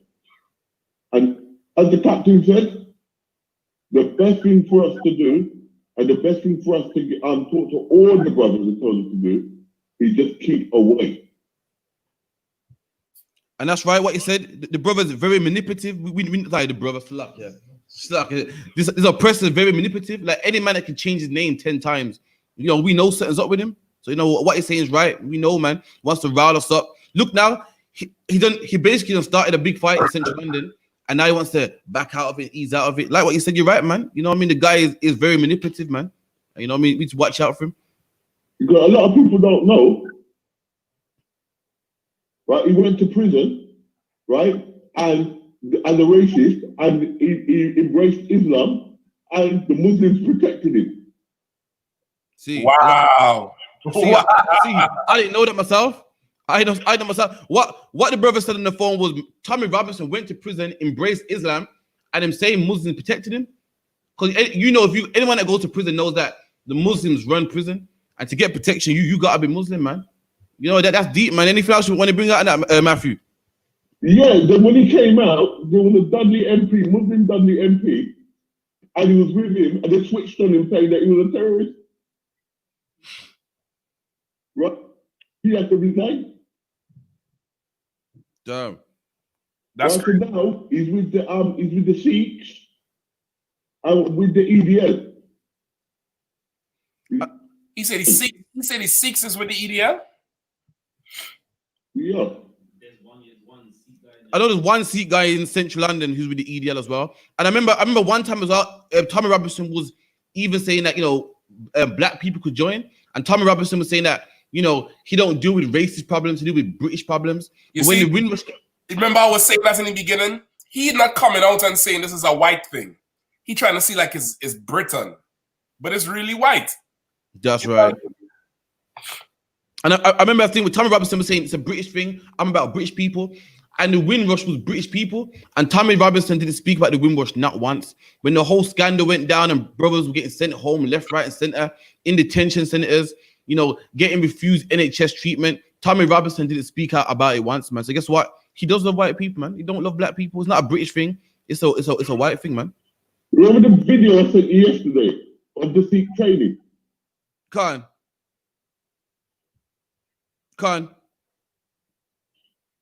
Right, the seat training video I sent you yesterday. I believe so. Yeah. Right? My brother's training. They're training with him. Damn. So the brother said these Sikhs are training with Tommy Robinson. Yeah, he's your typical devil out. He's a typical devil. Tawada, brother, I appreciate the call out. Father Matthew, I appreciate the call. All right, Shalom. Yahabashim Takta. Listen, Doc, what he just said there about Tommy Morrison is in the Bible. Give me Dumgobal, give me that scripture. Oh, once I got it here. Ecclesiasticus. Mike. Ecclesiasticus chapter 12 and verse 10. Never trust thine enemy. For like as iron rusteth, so is his wickedness. Listen, that's the truth, man. You could never trust your enemy. Listen, I'm trying to get in contact with one of them brothers now. I hope I could get him on the line. Parasha, let me know if you could work some magic, brother. Because them brothers have to know the white man is the devil and their enemy. And they should not go to the march. And not going to the march is not a stain on your masculinity, but it's good common sense. Let them devils fight it out themselves, man. That's right. That shit ain't got nothing to do with us. That ain't got nothing to do with us. And you know, once again, it's because we don't let them in to our space where we feel comfortable having them around. Even them Hamites too, right? Anyone who is not a descendant of the slaves should never join in our struggle. Because when we're actually struggling, they are nowhere to be found. When we actually in the struggle, they nowhere to be found. You get the point? That's right. Keep going, Dumgaba. Though he humble himself and go crouching, yet take good heed and beware of him. So listen, though he humble himself and go crouching, take good heed and beware of him. What Tommy Morrison say? Yeah, well, I thought about it and tomorrow will not be good. I thought about it and tomorrow will not be good, blah, blah, blah, blah, blah. Come on, man. Read it again up. Though he humble himself and go crouching, yet take good heed and beware of him. And thou shalt be unto him as if thou hast wiped a looking glass, and thou shalt know that his rust have not been altogether wiped away. Right? When you really inspect the whole thing, you're gonna be unto him as if you wipe a looking glass. Like if you wipe a glasses and you put it on and you could see it clearly now that this person's evilness is not wiped away. You get the point? You know, like if you have a smudge on the glasses and you're trying to wipe it off, and then you wipe the glass and you put it on and the smudge still there, and that smudge is what you're seeing on them. And this Tommy Morrison is an evil devil. That's right. And the people who done taught on that them statues are evil devils. They ain't doing it because of no oppression. They ain't doing it because of what happened to Mark Duggan or Rashawn Charles. They're not doing it because of the wind rush. This is something else. And we had to stay clear of this whole thing, man. The white man is the devil. That's the bottom line. You know what I mean? Any more on that, Dumgaba? Set him not by thee, lest when he have overthrown thee, he stand up in thy place. Neither let him sit at thy right hand, lest he seek to take thy seat. And thou at the last remember my words and be pricked therewith. You understand? You set him close by you, and you thinking these people cool with you and they're straight and they're forward. And then at the last minute, you know, you get hurt. You know what I mean? You get hurt. You get pricked by the ways. You get the point? Go ahead. Who would pity a charmer that is bitten with a serpent, or any such as come nigh wild beasts? You understand? Who gonna pity a charmer that's bitten with a serpent? Meaning what? What's the metaphor here? Anybody? Basically, this is saying so like a man, like what's that man's name that got stung by the stingray? What's his name again? Steve Irwin. Is that his name? Like people like him, like call him Crikey. So I'm saying like who pities a man like that that's been messing around with these serpents? Like you've been messing around with them, and are you surprised you've been bitten by them. So that's what you're saying, sir. Exactly. You're gonna play with the animal, and when you get hurt by the animal, you want me to pity you? No, it's not gonna happen like that. You're getting fair warning. Stay the hell away from these devils, man. Stay away from these devils. In their plot. In their plot. And this here for tomorrow is a straight up and down plot to pin this whole reckless, violent movement on black people. You get the point? It's a plot. You know what I mean? Parasha, no go? Let me try him, Max. Still lucky. I'm gonna try him now. You go ahead. Give me a few minutes. Go ahead. Karafi, you go ahead with it. Okay, so again, man, don't fall into the plot, man. It's all a ploy to fall into the plot. They want you to just go down there so they can just beat. Listen, there's one thing that a white man's just dying to do, man, is beat a black man with a baton, man. Bust his head with a baton. The white man goes to school and he goes to what's it called? The police academy, and he's learned how to swing a baton, shoot a gun, and he's itching to try it on somebody, man. He's itching to bust someone's head, itching to just shoot someone, man. A black man just saying, you're number one on his hit list, man. You're number one on his hit list. And when you act up and try to break a statue, guess who's coming for? Coming for you. He ain't coming for Tommy Robinson. He ain't coming for the EDL. He ain't coming for the British Defence League. Coming for you, man. Wants to bust your head, treat you a certain way. You know the rapper Rich 32. Rich 32 dad is 60 years old, man. 60 plus years old, man. And the white man tasered his dad to the point that he fell down the stairs, man. Tasered the old black man till he fell down the stairs, man. So what you gonna tell me? A 60-year-old man was a danger. A 60-year-old man was dangerous. He was a threat for your life. Or 60-year-old man, nah, man. Because if you're black, Hispanic or Native Indian, regardless of your age, regardless of how strong you are, regardless of how feeble you are, he's coming for you, man. Right. So black man, if you're going out there to go burn out some statue, you don't do it, man. Don't fall into their hands, man. I'm gonna get that real quick with Rich 32's dad, real quick, man.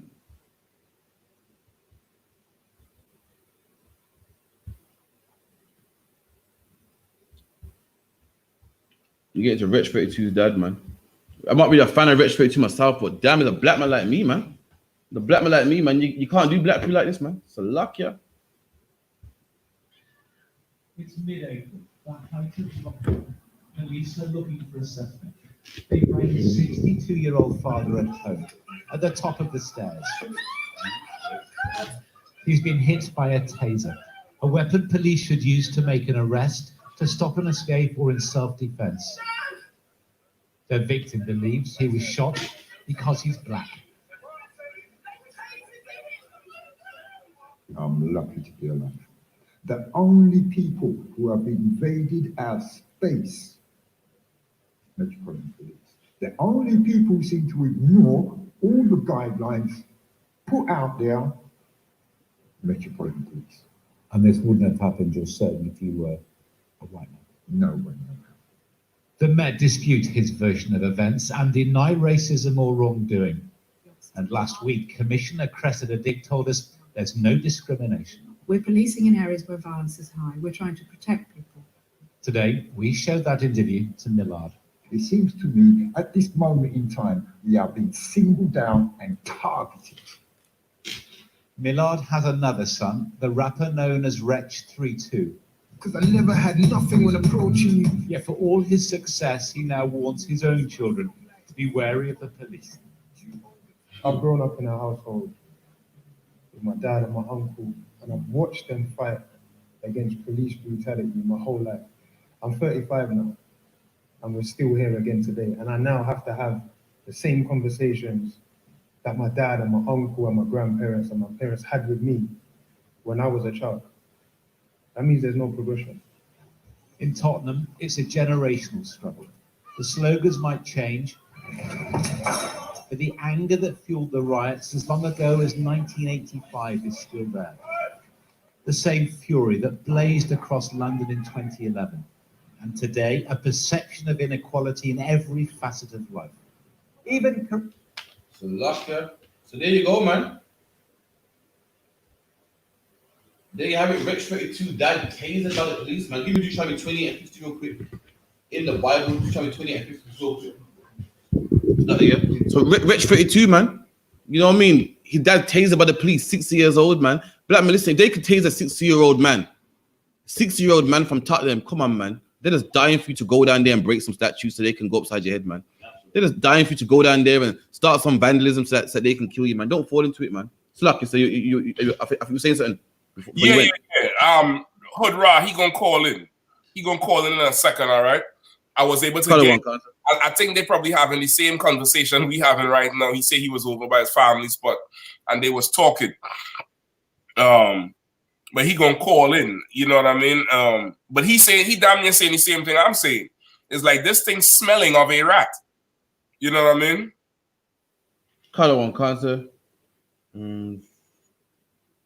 So yeah, let's just continue until he calling, all right? He should call in shortly. Color one cancer. I can talk about it. Get it real quick. You know what I mean? What was that you all was just showing right there? A brother who's a rapper in the UK, his dad got tasered by the police last month. His dad's 60 years of age. Wow. Shalom, Yahaba Shemi Hashabakata. Shalom, this hood right, yeah? Oh, okay, you're on the hands, yeah? So what to see you, man? I ain't here for a while, man. You good, yeah? More love, more power, my brothers. Okay, both sides in Christ, man. You're the big boss, you're the general, brother. The captain, you see me? Yeah. Okay. God. Don't know about big lion, family. All of you people, my brothers. Big up to you too, big up to you too all the time, you know what I mean? And for sure, Karafi, pull up a picture of Ra too from when we was up there. I think we have it on the Facebook just so everybody know who he is. This brother done showed us real hospitality in Nottingham, and this brother have a serious zeal in terms of black people, and you know I could recognize it. You know what I mean? He's not in the school. We have differences on certain religious things we believe, but for the most part, he definitely loves black people, and I thought it would be good for him to weigh in on the show because of what's supposed to happen tomorrow with this EDL and Tommy Morrison. You know what I mean? So rather, let me hear. You could go ahead. Let me hear what you know. We was just talking on the phone about it, about how like it seems like black people don't really understand what is happening here.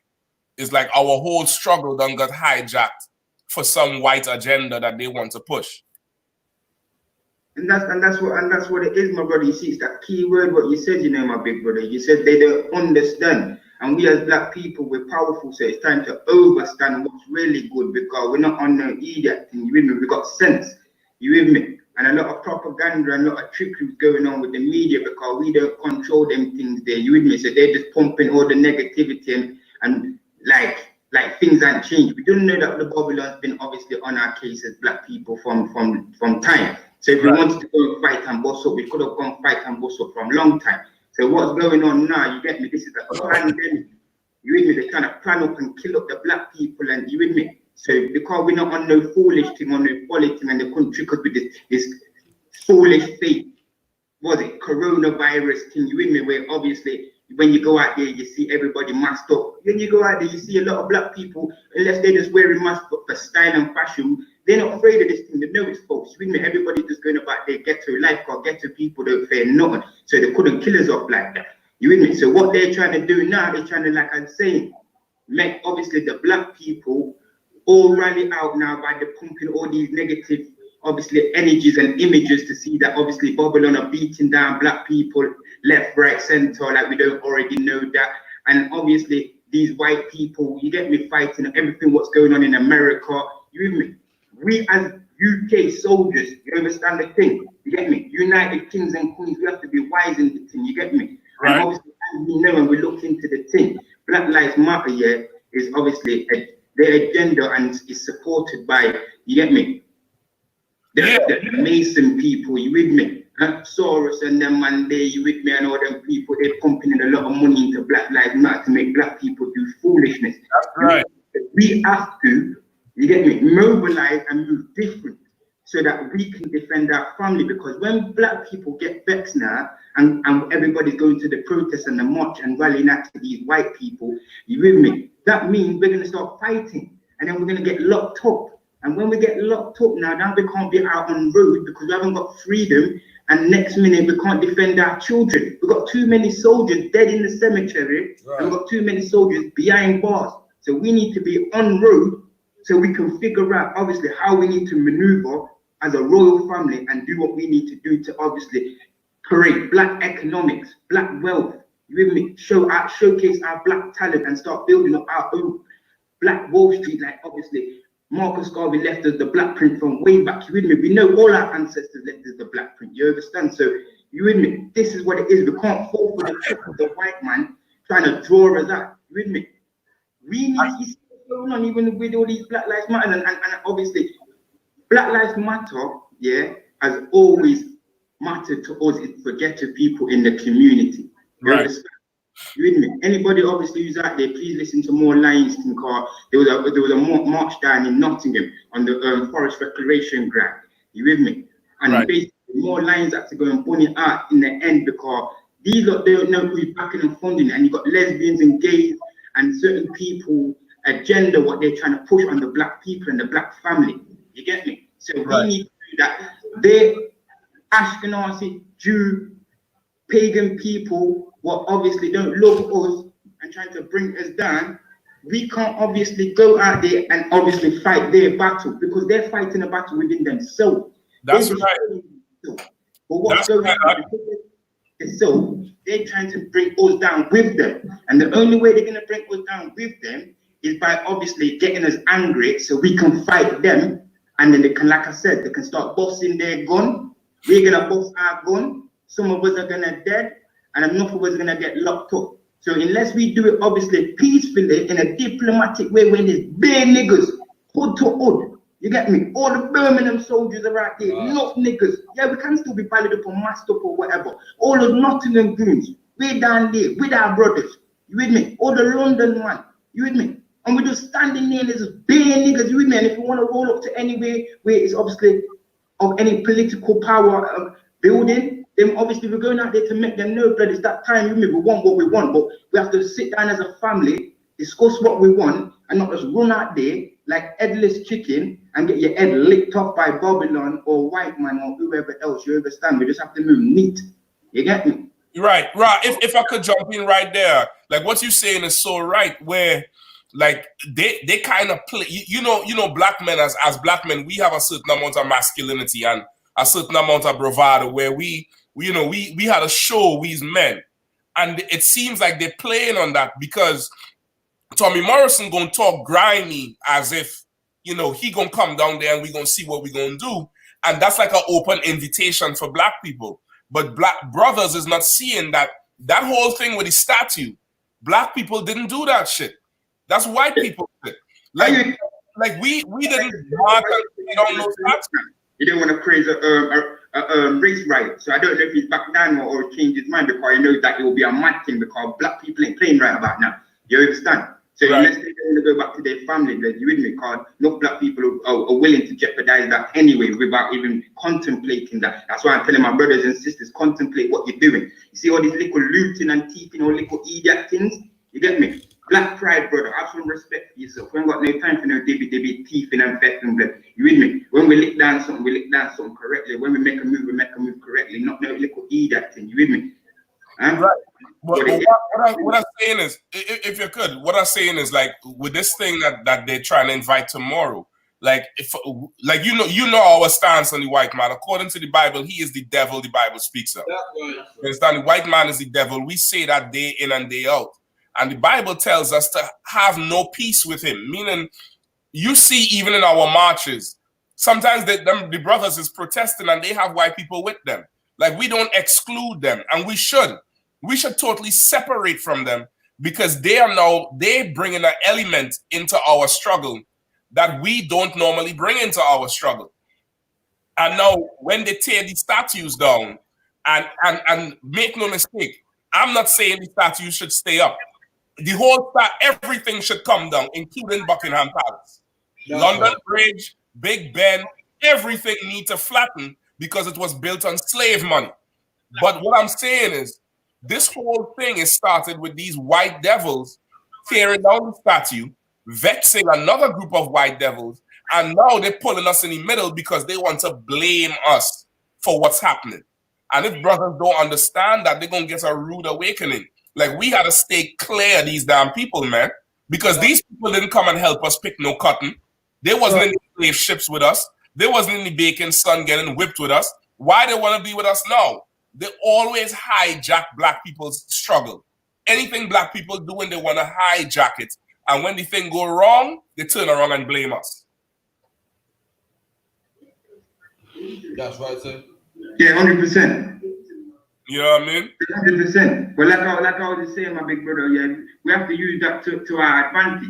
You get me? We know thyself. So if we know thyself, we, like you said, we build our family tree and we do our thing. And you keep them on an arm's length. But that's right. Obviously, yeah, we love black people, and obviously, yeah, we're sick and tired of what's been going on. I didn't cool. If you don't want to go out there and looting and keeping or mashing up or fighting the police, protesting on the behalf of us, cool, you go and do that on the behalf of us, because the white people ain't gonna kill the white people like that. They're gonna kill the black people. So whoever wants to protest, let the white people protest for Black Lives Matter. Let them represent us then, innit? Yeah? And we just kick back. You know, and whoever wants fight. You know? But that will be amongst the whites. As long as we don't obviously get involved and obviously turn fool. You know? That's right. Like that's right. I totally agree with you, brother. Listen, I ain't gonna hold you up too long. I appreciate you for taking the call on such short notice, brother, and coming and giving your piece on it, because I think it needed to be heard. And I know you have an audience also that definitely listens to you. So, if you could pass it around and share this video to them, so they know, don't go down and get involved in them white people's stupidity tomorrow, because it's a plot to blame everything on us when they are the ones who's been evil to us. They are the ones who's been wicked to us. They're the ones who always been beating us and cracking our skulls for nothing. And the day gonna come when they gonna get their head cracked, but it's not tomorrow. That's right. That day is coming. And right what you said, we had to unify and come together under one arm. That day is coming, but that day is not tomorrow. We're the royal family, you get me? We're the royal family. Remember, I tell you that. That's right. Listen, man, I'm gonna see you soon. Lord allow this year, I'm gonna be back up in UK. And I'm coming straight off to the Lions then. That's right. You get me? Your second home, you get me? You're done now. Most High Christ, man. I appreciate you for coming on. A little more power to all the family out there, yeah? Definitely, yeah. All right, bro. Shalom. Yeah, man, that's right. Listen, man, Ra, listen. At first, me and Ra seemed like we couldn't get head to head, but it's the fact that we both wanted the same thing, coming from different sides of the street. That's all it was. It was just coming from opposite sides of the road, but we both want the same thing. And this brother here definitely loves black people, and he has a good head on his shoulders. He understands things that the average brother doesn't. And that's why I really wanted him to come on in and just chime in for a short period of time. You get me? So that's Ra down there from Nottingham. You know what I mean? We had that lecture down there. It was a good lecture. It was powerful. It was right. You know what I mean? His whole family, I forget the mother's name, sister, everybody down there, Tawab, you know what I mean? Real strong, real Tawab. And we're going to be back down there in Lions then soon, man. So like I said, anyone heard about, what's his name? Fix the mic there for me. Oh, like I said, so anyone heard about the black politician, Sean Bailey? The black politician who actually, he's on the side of the Tories, man, which are known for being racist. And this man said that his grandfather will be rolling in his grave if he saw what was done to Churchill's statue. Churchill was give me a little background on the Tories. Okay, so the Tories or the Conservatives, they're known for being racist. Whether Labour's more, we love all people, we love the poor and, the ethnics. Whereas Tories or the Conservatives have always been the racist ones, the Margaret Thatchers.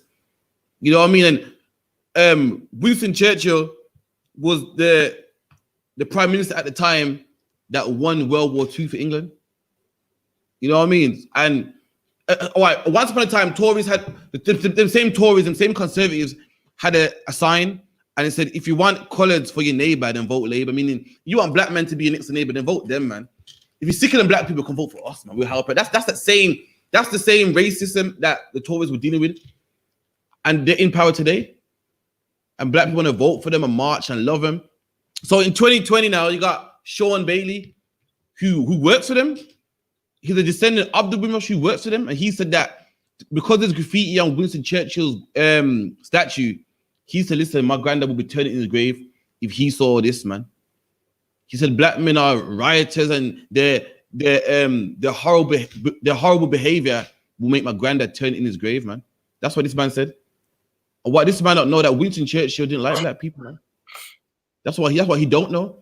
And he didn't say my granddad will be turning in his grave because the Tories sent the Windrush home. I'm pretty sure your granddad will be turning in his grave for that, man. I'm pretty sure your granddad will be turning in his grave. The fact that black men fought for this country, died for this country, and now they got to go home. I'm pretty sure he'll turn in his grave for that. He didn't say my granddad will be turning in his grave because what? Mark Duggan ain't alive no more. Because Michelle and Charles were killed by the police. But your granddad will be turning in his grave because there's some graffiti at Winston Churchill statue. That can wipe off, man. That can wipe off, man. That can, be restored. But guess what? Mark Duggan's life can't be restored, man. All them brothers in the Caribbean right now, that they ain't seen the Caribbean since they were 2 years old, man. Their life can't be restored, man. Right. But the brother's so destroyed, and he loves his oppressor, and we can't really blame him. He ain't in the I.S.U.P.K, man. He thinks that his granddad's legacy is disgraced because of that bit of graffiti on Winston Churchill's statue, man. Let's is there a video of him saying what he's saying? Like I said, it's an article. If I can just put it up real quick. Put his picture up. Also, give me a background on Winston Churchill. Kind of one concept. Like so Winston Churchill was the prime minister at the time that helped win World War II for England. You know what I mean? Let me get this real quick. So this is an article right here. It says my brave Jamaican grandfather fought for Winston Churchill. I'm glad he didn't live to see rioters, thuggery. Call it thuggery, Listen, that reminds me of that annoying British dude that battled in Birmingham, man. Where he one with a light voice, it was my fault. Oh God. For him. You know what I mean? It reminds me of that bullshit, and that's some overly coon type thing where you're so trying hard to separate yourself from black people. That's the best way I could describe it. You know what I mean? Go ahead. He said, I'm glad he didn't live to see the riotous thuggery, writes Sean Bailey. During the darkest days of the Second World War, my grandfather volunteered to leave his home in Jamaica to put on a uniform to join the British Army and fight to eradicate Nazism and intolerance from Europe. Thousands of other boys and young men did the same, journeying from the Caribbean and many other parts of the British Empire, answering an emotional summons to defeat the greatest evil of the last century. The man, like I said, this man said that his grandfather fought against the greatest evil, man. But I thought, what about working in a cotton field, in a cane field? Ain't that a great evil too? These brothers put graffiti on Winston Churchill statue because they're fighting against the greatest evil. They're fighting against a man that put black people in cotton fields and cane fields and killed Mark Duggan and choked Bashar and Charles to death. They're fighting against the greater evil too, man. This is also evil. So like, yeah.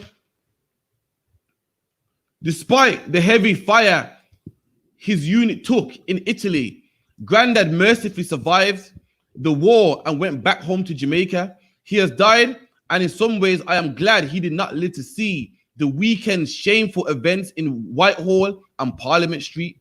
And that's what his brother's saying, sir. His brother's saying, he's glad that his granddad didn't get to live to see this thuggery. Call it thuggery, man. Right, but Tommy Morrison is not a thug. Look, come on, God. But yeah, the EDL is not thuggery. Come on, God. Britain First is not thuggery. The firms, MIGs, what is this? Men and Gear? Men and Gear. That's not thuggery. Come on, like they look at us like thugs and they make them type of statements. And it's so funny. What's this damn fool's name? What's his name? Sean Bailey, sir. I'm about to share his picture right now. Sean Bailey. And you say he's with the Tory party, right? That's right, sir. Come on, Khan. He reminds me of this dumb bitch in America. Oh, look at this fucking Salaki. smooth face, shaven, you know, Uncle Tom. Good night, Zach. That nigga hate niggas, Zach. That's right. Like, he reminds me of this dumb broad we have in America called Candace Owens. You ever heard her name before? Lassa. I haven't. So like I said, is it the one from Chicago? She's from. I can't remember where she's from. I think she. I believe she's got the gray hair. No. This is a young girl. Oh no. This girl is young. Let me see if I can find a picture of her.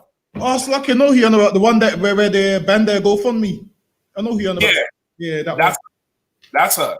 Candace Owens always complained about black people and black men. And one time she said she could not find any good black men to watch, right? To marry. She couldn't find any good black men to marry, and then married this devil from UK who is a member of the Tory party. Just look up Candace Owens' husband. Look him up real quick.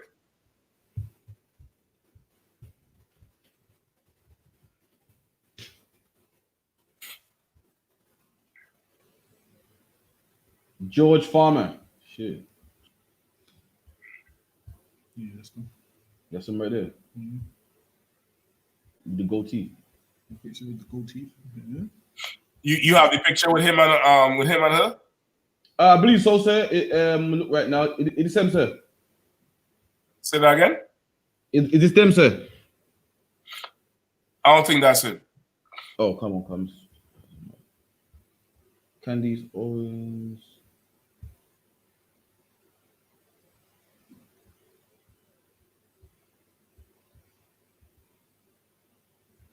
Is it her husband, sir, or her boyfriend?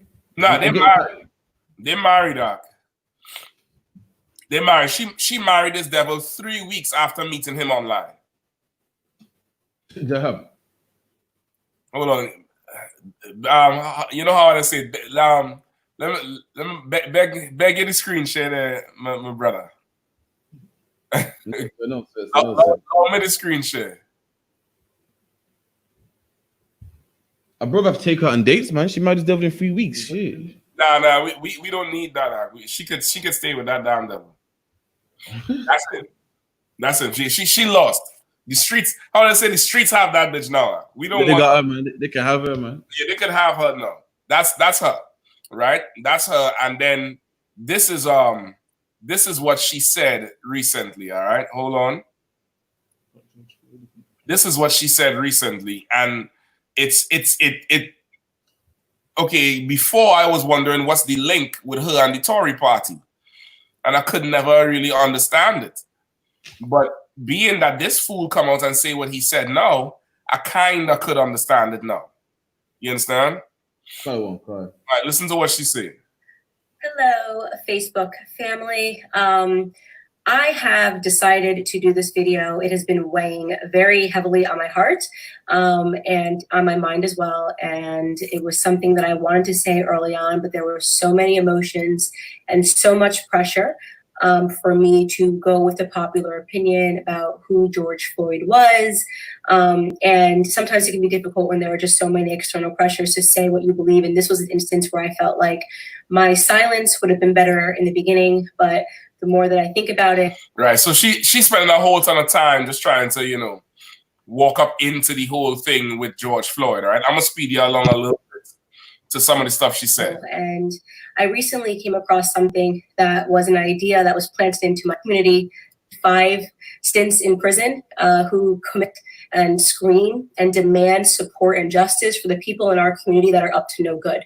You would be hard pressed to find, a Jewish and multiple times in prison. You are not going to let the family have to say this was wrong and that this person was amazing. I won't do that any longer, and I'm not going to play a part in it, no matter how much pressure comes from Black liberals and Black conservatives as some token of people wanting you to believe that this is the only way you can be Black, is you have to say this was wrong and that this person was amazing. I won't do that. George Floyd was not an amazing person, and as soon as this the internet. I did just basic searches. Everyone jumped on it and was looking at the police officer, and everyone agrees that the police officer was wrong and the police officer has been arrested. So that is not the reason I'm not discussing that, is because that is not something that has been misconstrued in the media. He has been turned into the devil that he is, and there is no reason for us to harp on that any longer, because white Americans are not uplifting Derek Chauvin as a victim or pretending that he's an amazing human being. Hold on. So she said George Floyd is not an amazing person. The whole video, you could watch it on your own. She goes on to bring back George Floyd's record from 1995. 25 years ago. 25 years ago, she goes on to say what he did in 1995 and all the way up. All right. She's saying he was not a good person and we should not be this angry over him dying. But then she just said here how white America is not uplifting the police officer, which is a lie. There's something going around now called the George Floyd Challenge. Have you ever seen that? Color one concept, seen that. So how is there not uplifting the cop? The whole fraternal order of police is behind these damn cops. These cops could do what they want. You have you seen the video where it was the Buffalo police where they pushed this devil to the ground? Last sorry. Okay, look at here. Sorry, what's this head? This is it here, all right? The loudest condemnation this morning for police in Buffalo. A moment of violence caught on camera, and we're going to show it to you, and you should be prepared because it's very difficult to watch as a man in his 70s is knocked down by officers. He's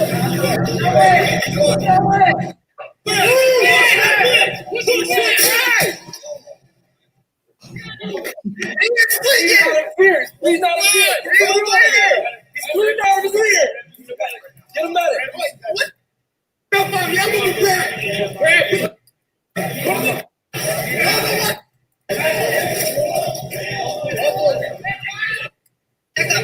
up.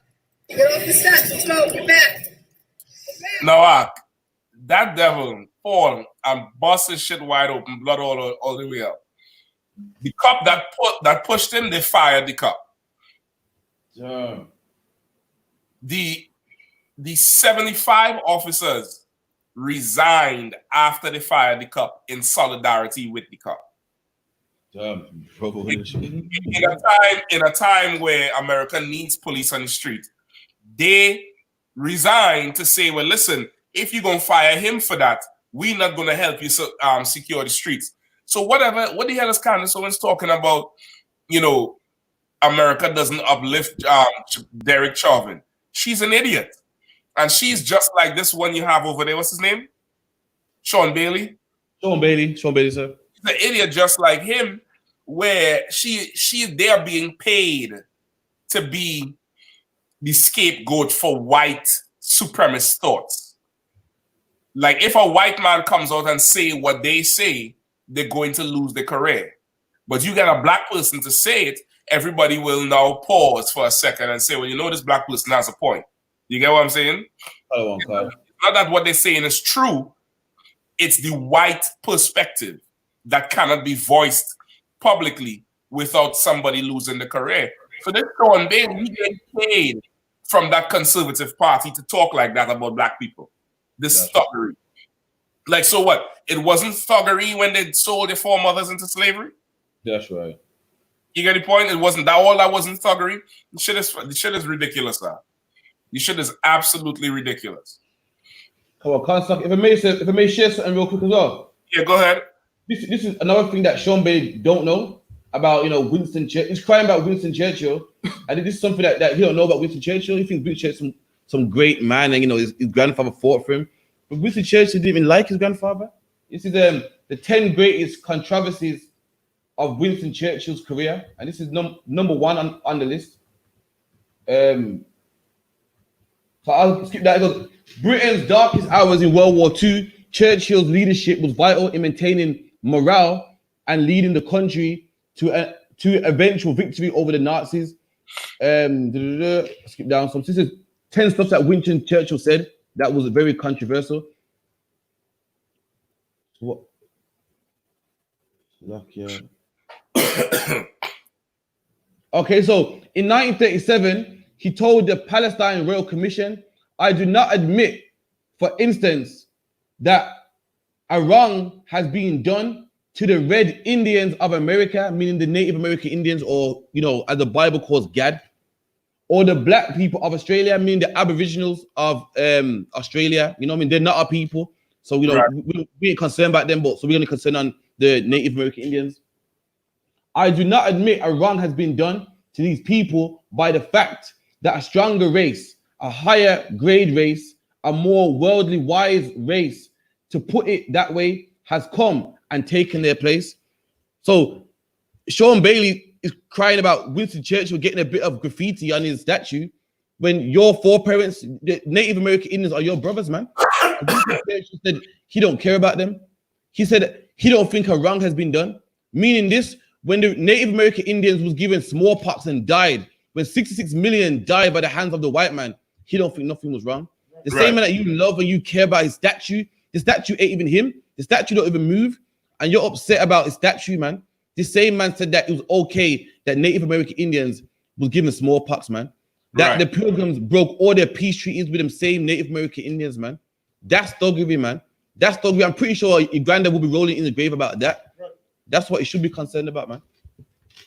That's crazy. It's absolutely crazy, yeah.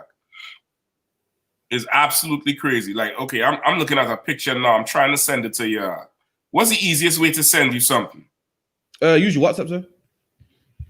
And you'll be able to pull it up on the screen? I'll take a minute. I'll get to the screen, but it'll take a minute. What do you have open? You have your messenger open on the screen? I usually email it to myself real quick and just put it up. Okay, no sweat. Let me maybe I could do it. Hold on. Like this here is typical. It's so typical of what of this whole Black Lives Matter march.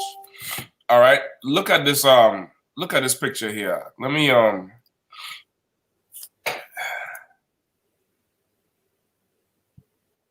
on. So like I said, if I may, the brother in the chat, you know, the Christian, he said, what makes someone a devil? I'll get to you. Who asked that question? His name's Ken Anthony Saunders. Ken Saunders. Where is he? On YouTube or Facebook? Facebook, sir. Okay, Ken Saunders, just bear with me for a second, all right? We're going to get with it. Ken Saunders, tell me your nationality if you don't mind and where you from. All right, Karasi, beg you the screen share. Make me beg you the screen share. I like all of that on there. Make me beg you the screen share. Beg you the screen share.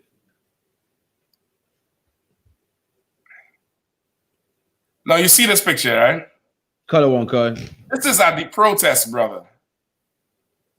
And this, okay, this broad here, okay, oh boy, Salakia. Hold on, I done hit the wrong button. Salakia, brother. Hold on, let me see if I can pull it down. Okay, she is torching a vehicle for no apparent reason now. Hold on, huh? I'm trying to get this up.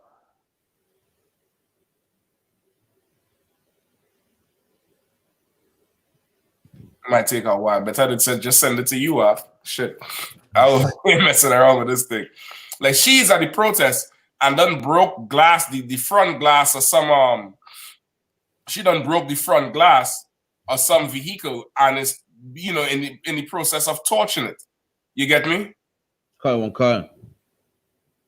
Okay, let me see. All right, let me see if I can get a screen share again.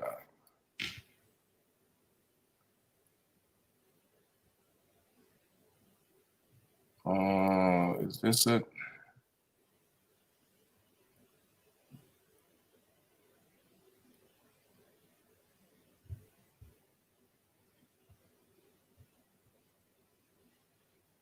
Is that it? Is it up there? You see any picture? Oh no. Nah, just black, sir. What about now? Nothing. It's black, sir. Okay, boy. That's crazy. All right. There we go. Call one, call. It's up now, sir. Right. Now you see what she's doing, right?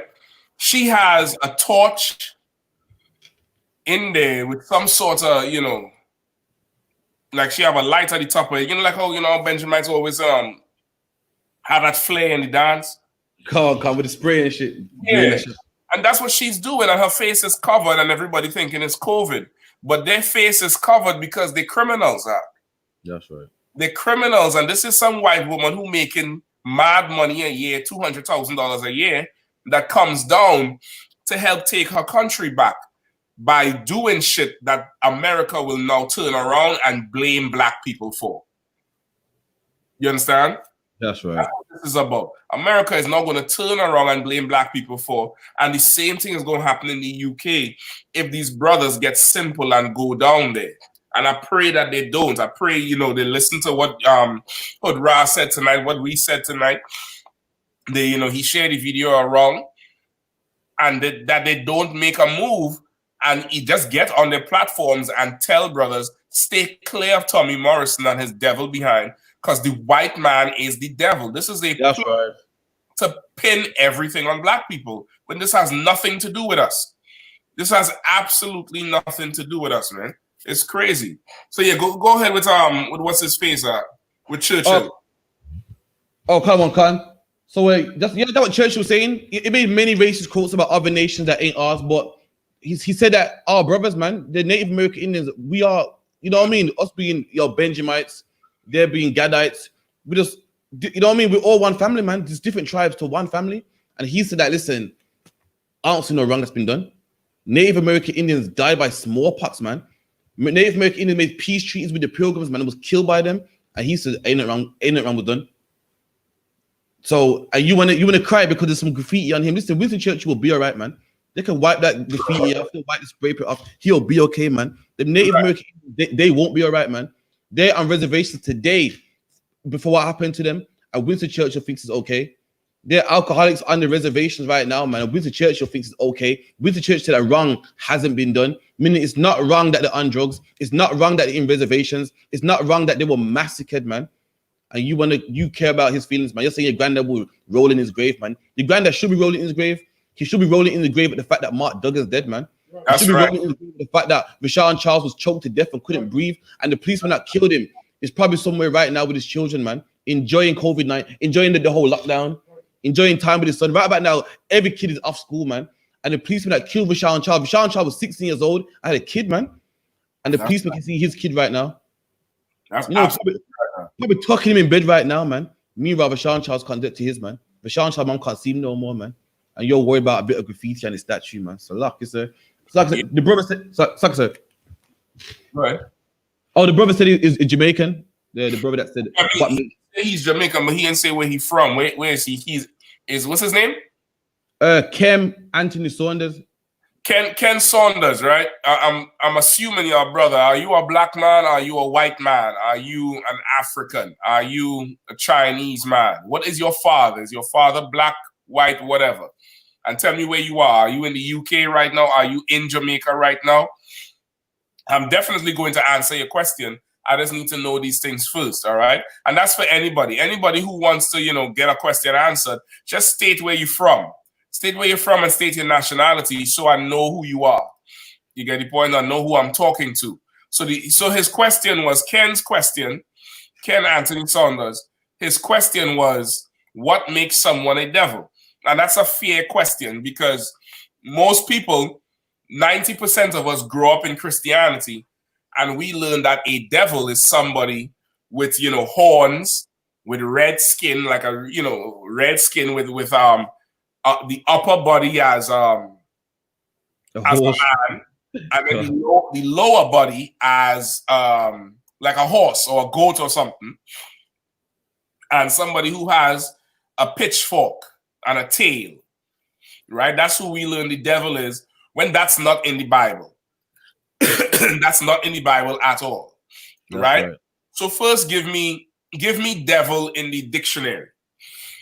Give me the word devil in the Webster's Merriam, all right, or the Oxford according to karate. You know, karate like he oppressors books. So like I said, both of them are, man. Webster, you know, I didn't really talk about Miriam like they're so great, but you was like, you know, we deal with Oxford, we don't deal with Miriam. I was like, just give me. You know what I mean? Dumb goodbye. If you could pull for me Revelations 12 and 9, please. Devil, in Christian or Jewish belief, the supreme spirit, evil Satan, a person with specified characteristics. All a right. wretch. Hold on. In religion, it's what does it say? Christian what? In religion, the supreme spirit of evil, Satan. Right? In religion, it's the supreme spirit of evil, right? That's what you learn in Christianity. All right. But what does devil actually mean? A person with specified characteristics, a wretch, a bastard. Let me get the it's like a or bugger. It says here as well. A bugger? What the hell is that? Oh, it's a British word for, you know, someone who's pestering. It's like okay, a wretch. Look up wretch.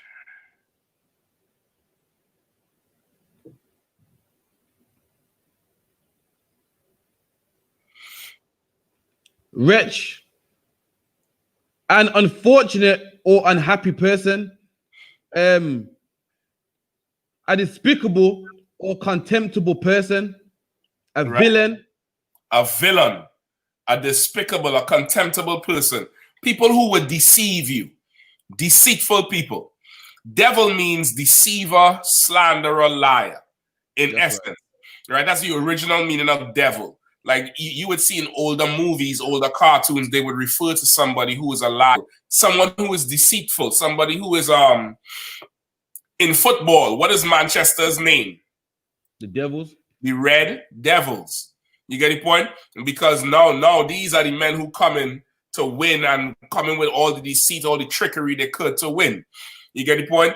It's the word devil means deceiver. Now I'm assuming you asking the question, what makes a person a devil? Because you hear us say, yeah, the white man is the devil, right? I'm gonna give you the scripture that proves the white man is the devil, right? We have another question from Yashalyn Judah from Chester, Pennsylvania. She's a Judas. She's from the tribe of Judah. Go ahead and type your question in, sis. We're gonna answer it. All right.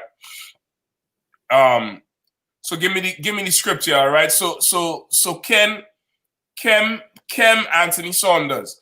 You go to King James Version Bible, Revelations chapter 12 and verse 9. Go ahead. Revelations chapter 12 and verse 9. And the great dragon was cast out, that old serpent called the devil. All right, stay right there. The great dragon was cast out. When you read this higher up in this verse, it's talking about the war between Michael and the archangel and the white man fighting in the sky. This is the return of Yahushua. When Christ comes back, the white man led by America, the white nations, they're all going to turn to fight, try to fight Christ on his way back in, and they're going to be war in heaven. And the scripture says what? Read it again.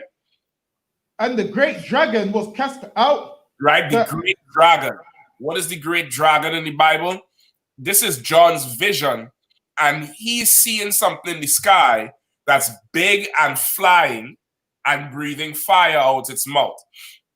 This dragon is not a literal dragon, but what he's seeing is the white man's military might in the air, which is his fighter jets. Even when you go back in history, in the Vietnam War, the white man would paint a mouth on the nose of his planes and wings on the planes, so it looks like it's an animal coming at you, and they would drop fire from heaven. They called it napalm, where they would burn up everything. You get the point? The dragon is representing the military might of the European, of the white man. Go ahead. And that great dragon, go ahead. And that great dragon was cast out, that old serpent. All right, stop right there. That great dragon was cast out, right? Meaning what? Was beaten. Christ, Michael, and the archangels are going to destroy this white man and his military. And he is going to be cast out, meaning beaten in this final battle. He was that same dragon is that old serpent. What is the old serpent? All right. I'm going to ask Kem if Kem knows what the old serpent is. I hope he could type it in.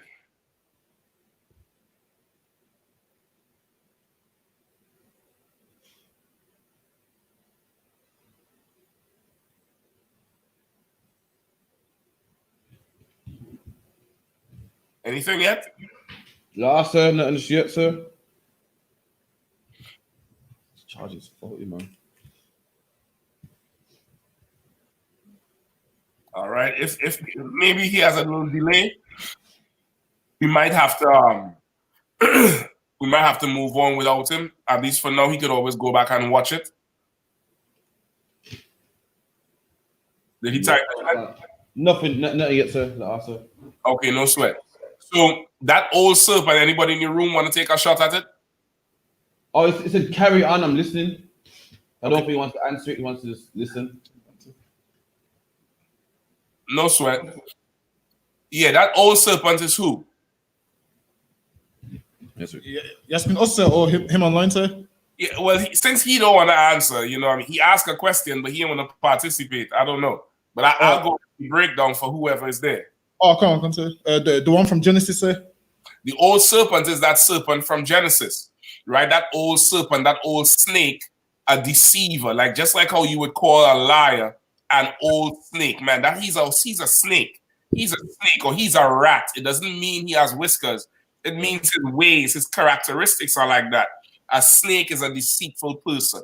That's right. And that person in the garden who Eve spoke to was the spirit of the white man embodied in a man that caused her to go against her husband. Just like the white man does today through the TV and the radio and the media. When you argue with your woman, you're arguing with Britain. You're arguing with America. You're not arguing with her. You're arguing with what she sees on TV from that snake. Also, historically, America is the #1 superpower in the world, right? That's America right. is that beast of Revelation of the Bible. That serpent is also relevant to America. Who knows why? Because of the deceitfulness, sir. Nope. So, like I say, what was the question again, sir? That's when it says that old serpent. That is also relevant to America. Not just Genesis, but also to America.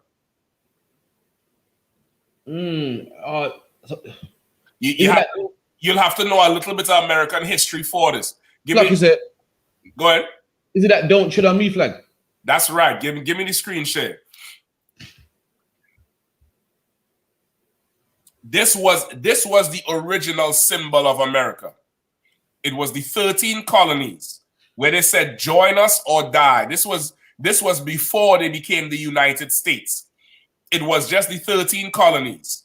The head, you see up here where the head is New England.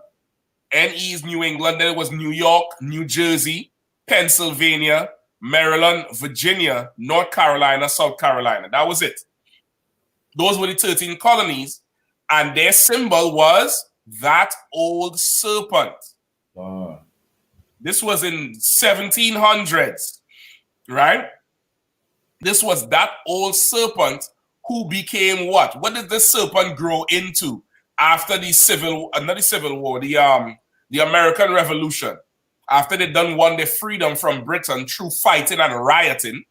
Let's not forget that. They like to blame us for rioting when they started the whole revolution with the Boston Tea Party, where they threw all the tea in the damn water and burned down the damn port. You remember that? Come on, Carl. You understand? So now this old serpent grew into what? A dragon, meaning what? He went from just 13 colonies to being a supreme military might in the air. That great dragon, read it again from the top, Damgaba. And the great dragon was cast out, That old serpent old serpent, go ahead. Called the devil. Called who? The devil. Called who? The devil. What was it, 13 colonies? The devil. What is America today? The devil. That's right. What is the white man? The devil. That's right. Go ahead. And Satan. Uh-huh. Which deceiveth. Which what? Which deceiveth. Which what? Which deceiveth. Go ahead. The whole world. This man deceived the whole world, Kem. Right, Kem? This man deceived the entire world. This man said that America was the land of the free and the home of the brave. That's what he said. This man also said this. Hold on.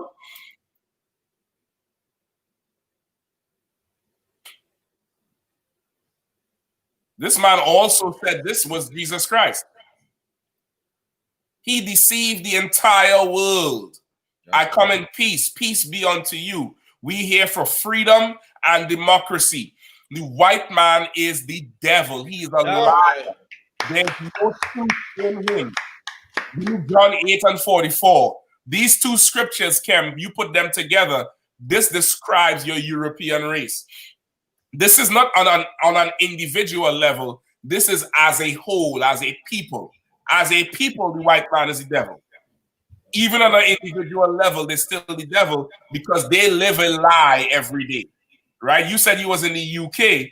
UK British people swear they're not racist. They swear that they're the most kind and loving people until food start getting scarce. That's right. Right? Give me John 8 and 44 quickly. The book of John, chapter 8 and verse 44. Ye are of your father, the devil. Uh-huh. And the lusts of your father ye will do. Right? Ye are of your father, the devil. And the lust of your father he will do. Go ahead. He was a murderer from the beginning. Who was a murderer from the beginning? Cain. Cain was the first murderer. From the beginning, he was a murderer. Go ahead. And abode not in the truth. That's why he's a devil. He abode not in the truth. He lies. Go ahead. Because there is no truth in him. There's no truth in him. Mark Duggan had a gun, and it take it what three effing days to find the gun. That's right. 3 days to find the gun that some sharpshooter saw him throw into the bushes. Rashawn Charles had drugs, and he tried to swallow it. You put your whole fist down the boy's throat, and he didn't have nothing. That's right. Right. Right. Now you have Tommy Morrison talking about they dragged the statue down. And they're gonna blame black people for it when it was white people who dragged that statue down. We don't do shit like that. That's right. Right. You understand? Go ahead. When he speaketh a lie, he speaketh of his own. Right. And when he speaketh a lie, he speaketh of his own. He talks about himself like he's so great and mighty when he's lying. This dude is lying straight up and down, which is why to even feed into Tommy Morrison's BS for tomorrow. You simple. The white man is the devil. Don't listen to nothing he got to say. That's right. Right. Nothing he got to say. The white man is the devil. Kem, I hope that answers your question. Did he say anything else? Paul said, so can a man from the tribe of Israel be a devil? Yeah, devil means deceiver.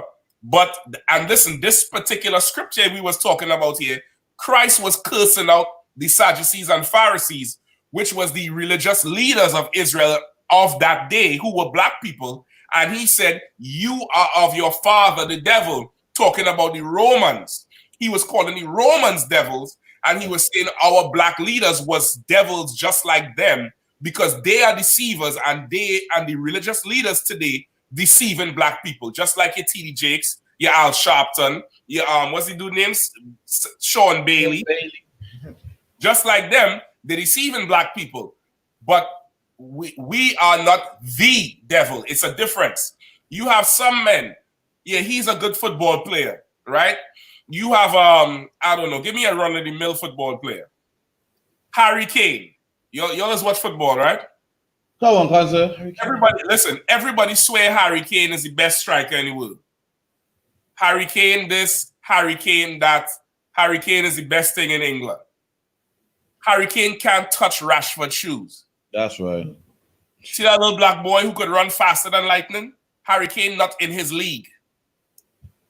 Rashford would be the man, the That's striker, right. the goal scorer.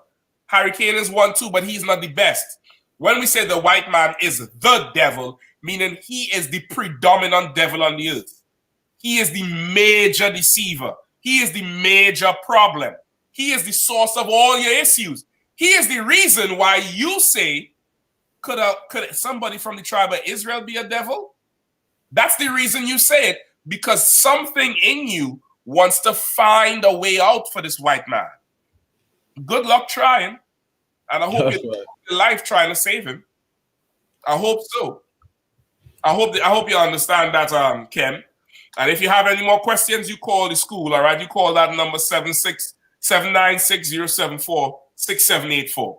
All right, let's get our last question out so we can roll. Come on, Carl. It's like, oh, he responded, but we'll get there at that time. The sister said, she goes, hold on 1 second. Ken, you're being simple. You're being a little bit stupid now, all right? Judas was a deceiver and a traitor. Judas did not deceive the entire world. That's right. You understand? Judas, who did Judas deceive, Ken? Let me see if you're smart. Who did Judas deceive? Type your question in. Let me get the sister question out. And listen, this is why it's dangerous to have white friends. Because Ken is trying very hard to save white people. That's right. Right.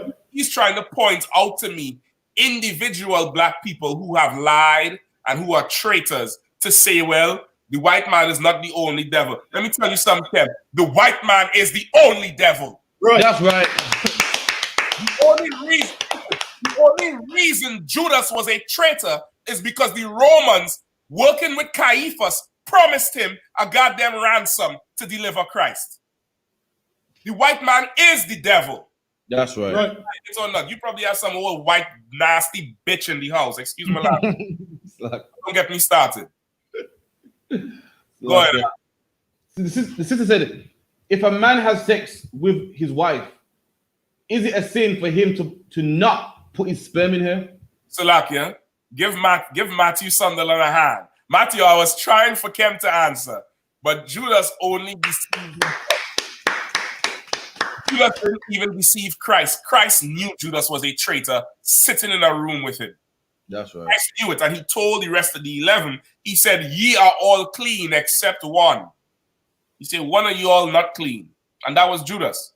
You get the point? But anyway, go ahead. Let me get the sister question. She said, if a man has sex with his wife, is it a sin for him not to put sperm in her? That's not a sin. All right, that comes from the Christian church, right? The Christian church. Christianity comes from the white man. Christianity is the mark of the beast. It is white supremacy. That's right. White men only have use for a woman when it comes to impregnating her. White men are not black men. Black men have sex with women for fun. You understand? We get some dragon stout. What's that thing you like to drink, Karathia? Magnum for me. So that. You get some Magnum, or you might be like Dumgobar. You get some fruits and pineapple and go lift up the whole goddamn gym and come home and make baby. You get the point? Black men, we have fun with our women. White men, by and large, a woman is convenience. It's a beard. It's something they wear in public. It's, it's the ideal look. You have a wife, she give you 2 kids. Meanwhile, you having sex with the boys in the office. That's why white women always, the typical white housewife is drunk, always drinking wine, always seeking the attention of some other man because her husband don't want her. From white culture, a woman was only supposed to be used for procreation. So they found a scripture in the Bible that sounded like if a man pulls out of his woman before he ejaculates or let his seed fall on the ground, that it was a sin, not understanding that scripture was talking about brotherhood. Anybody knows where it is? Give me Onan. Come on, sir, I got it here. Genesis 38 and verse 8. And Judah said unto Onan, go in unto thy brother's wife, and marry her, and raise up seed to thy brother. And Onan knew that the seed should not be his. And it came to pass. Hold on 1 second. Ken, you saying this is why it's so long to talk to you brothers. You man can't even reason with your own brother. Ken, I've been reasoning with you. I've been showed you what the white man is. Listen, before you even ask this question, Ken, the TV showed you what the white man is. History showed you what the white man is. Why would you come here today and say, well, surely there's devils amongst our people? Did our people pack us on slave ships and send us into captivity? Did our people set us on fire?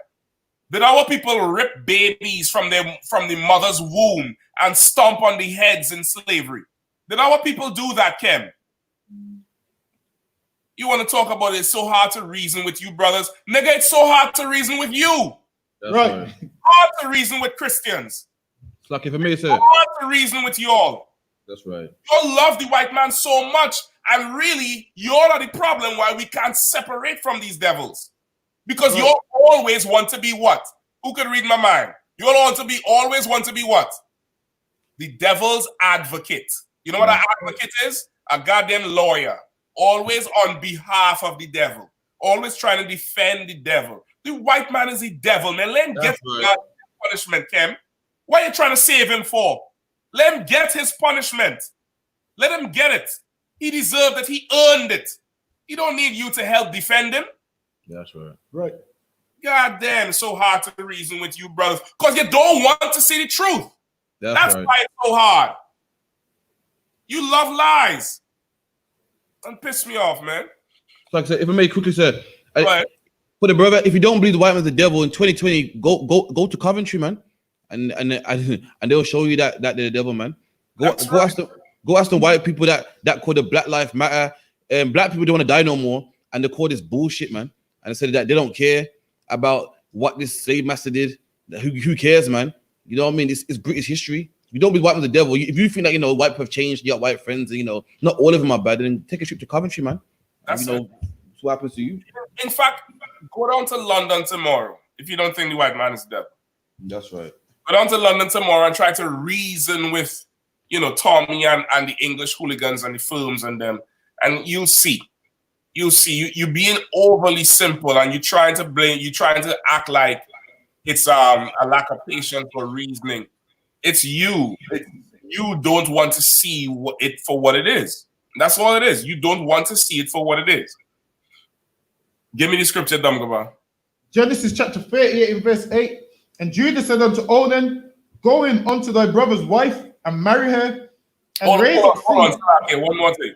His last comment was, I am not standing up for no white man which did slavery, which means the white people who did slavery, he agrees. But the other ones today who did not do slavery, who had nothing to do with slavery, he ain't had no problem with them. You understand what he's saying? Go ahead, Dumgo, but that's the last one. I ain't stopping you no more. Genesis chapter 38 and verse 8. And Judah said unto Onan, go in unto thy brother's wife and marry her, and raise up seed to thy brother. And Onan knew that the seed should not be his. And it came to pass, when he went in unto his brother's wife, that he spilled it on the ground, lest that he should give seed to his brother. Right. Now, pull the law for me about if a man has a wife and he dies without giving her seed. Now, to the sister's question, in specific, the sister asks a question. If a man has sex with his wife, is it a sin for him not to put his sperm in her? It's not a sin for him not to do that. That's a form of birth control. You might want to have sex with your woman because she's gorgeous. You might want to have sex with her because that tail is insane. You might want to have sex with her because you drank 12 Magnum like Carathea and you need somebody to put all that energy. And for whatever reason, children may not be one. You might want to have sex with her and not result in children, and you don't want to commit abortion. So what? You might wear a condom. The sister might go on birth control, or you might just old school way pull out. It's an old school way of doing it. You just time it, you pull out, bang, nobody get pregnant. You all don't have to worry about nothing later. Right? Give me the scripture I want. Deuteronomy chapter 25 and verse 5. If brethren dwell together, and one of them die and have no child, the wife of the dead shall not marry without unto a stranger. Her husband's brother shall go in unto her and take her to him to wife, and perform the duty of an husband's brother unto her. And it shall be that the firstborn which she beareth shall succeed in the name of his brother which is dead, that his name be not put out of Israel. Right? This here is social responsibility and brotherhood. The Lord put this law of brotherhood in there. Whereas if you're a woman, you have a husband, he dies without you having any seed. The first person who would have the responsibility of taking you in would be his brother. And let me tell you why. It might sound weird because we grew up in a twisted society. But in Israel, a woman who already had a man is not desirable. Right. In Israel, if a woman already had a man, another man would not take her. Right. Only in this society does, and that's what gives rise to all the adultery. That gives rise to all the single parent homes, because an option of leaving leaving who you're married to is on the table. When if black men would be honorable and say, I don't care what happened in the marriage before, I ain't touching you. You had to go back to that man. There would be more homes that are whole. You get me? There'll be more homes. So in Israel, in our pristine state, a sister that done laid with a man is undesirable. Don't nobody want her. Nobody pay no dowry for her because she's not pure. You are not her first, which matters to a man. That you are all she knows. That's what matters to a man. So in this situation here, when the sister husband dies, she is going to find it very hard to have another man take her. You get the point? Because without a man, she doesn't have protection. She doesn't have food. She doesn't have guidance. It's not like today's society where women are so independent and the white man gives women all this power. In Israel, when a sister needs a father, and after the father, she needs a husband. Once that husband dies, because of that situation, the Lord said, the person, she shall not go without to marry a stranger. Let the brother take responsibility of his brother's wife to take care of her and raise her up. And he's going to marry her at a certain time. And when they have a child, he's going to name that child after the dead brother to keep his name in Israel. And that's brotherhood. That's very brotherly and it's honorable. That's a high level of class and honor. Right. Now, with this law, what happened with Onan? Onan was one of Judah's sons. The sons before died, and this sister wanted to have a son. Onan went into her, but he did not want to raise a child in his brother's name. So he took her in lust. He had sex with her, and when it was time to impregnate her, he pulled out and let his seed fall on the floor. So he did not, the scriptures say, so he would not have to make a child in his brother's name. The Lord saw that and he killed him. The Lord saw that manner of evil. The evil was not letting your seed fall on the floor. The evil was that you took this woman with no intention of keeping the brotherhood. You just took her to have sex. That's it. You just took her to have sex instead of taking her to make a child in honor of your brother. The Lord saw that he hated his brother, and he said, you know what? I'm going to kill this nigga tomorrow. And the Lord killed him. So to answer the sister's question, it's not a sin to do that. The sin is hating your brother. This is a brotherhood thing. All right, I'm good to go. Color one concert. So like I said, I believe that's the show. You know what I mean? So again, you know what I mean? We're on the ends. We're gonna be here next week as well. Make sure you know what I mean. 079-607-46784. Save that number and call the show. You know what I mean? Call the show. Get your point across. Make sure you support. You know what I mean? To heart, mind, and body. Make sure it's the grill by Command General Yohanna. Also, we have to big up to a new trooper in the school, Ra'alban. Trooper Ra'alban. Good brother I had, man. You know what I mean? Also, have to big up to all the brothers in the school, man. You know what I mean? Captain Parasha, Officer Dungabar, Officer Shamgar, Officer Magawa, Trooper Mawasa, Trooper Karawan, Trooper Hakayan, Trooper Ra'awaban, Trooper Tazapawan. You know what I mean? All the brothers, man, do many work in the school, man. You know what I mean? Many hard work, all their hard work, camps and classes and bringing forth this nation, man. That's what I like to see. All the sisters as well, man. All the brothers as well that, you know, labor with me, work hard with me. You know what I mean? I think a week ago I made a statement about me taking all the departments, man. Listen, that's bullshit, man. All the brothers do all the hard work too, man. Honestly, man. You know, that bullshit, I'm brotherly. All the brothers work just as hard as me, work hard as me. We work together, man. And we get this done, man. So luck, yeah. Sometimes, you know, my head gets a bit ahead of me, and I talk about, you know, but all the brothers work the hardest, man. So luck, yeah. You know, all the brothers, Officer Dungabar, you know, with them powerful street speakings, man. You know what I mean? Captain Parasha, man, who damn near was mistaken for ISIS, man. You know what I mean? Shamgar, the sword that killed the Philistines, man. You know what I mean? Doing security for the generals. Karawan from the islands that could damn near build something from scratch, man. You know what I mean? Trooper Hakayan, man. Trooper Trooper Ra'alban, Chazalpan. You know what I mean? All the brothers, man. You know what I mean? So it's lucky for that, man. You know what I mean? All the brothers do a good job, man. Don't sweat. Don't wrap it up. Don't wrap it up, man. I was right. Also, a big up also to the Warhead, man. Which time you go by? The Warhead or the Walla? Which one? Let me know. I'm the voice that howls in the wind. That's what the scripture said. Okay. Big up to the you know the Walla captain, my young man. You know what I mean? A man over me in the school, mentor, teacher. You know everything, man. Taught me a lot of things I know, man. Big up to all the brothers, man. You know what I mean? And we're gonna take the UK, man.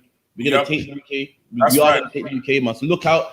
Subscribe, like, subscribe, and share to I.S.U.P.K United Kingdom on Facebook, Instagram, and YouTube, man. You know what I mean? Let's take England by storm, man. You know, also big up to Rara as well, and more Lions in Nottingham, in Nuts. I think they used to call it Shottingham. I don't know about it now, man. No, I think now they call it the 6. Is it 5? 6 is it? They call it the 5. They call it the 5 now, man. Big up to all the brothers, man. You know what I mean? With that. That's right.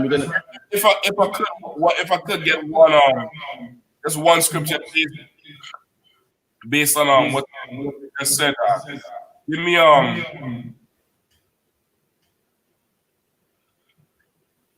hold on, and give me for thy work sake. What's that?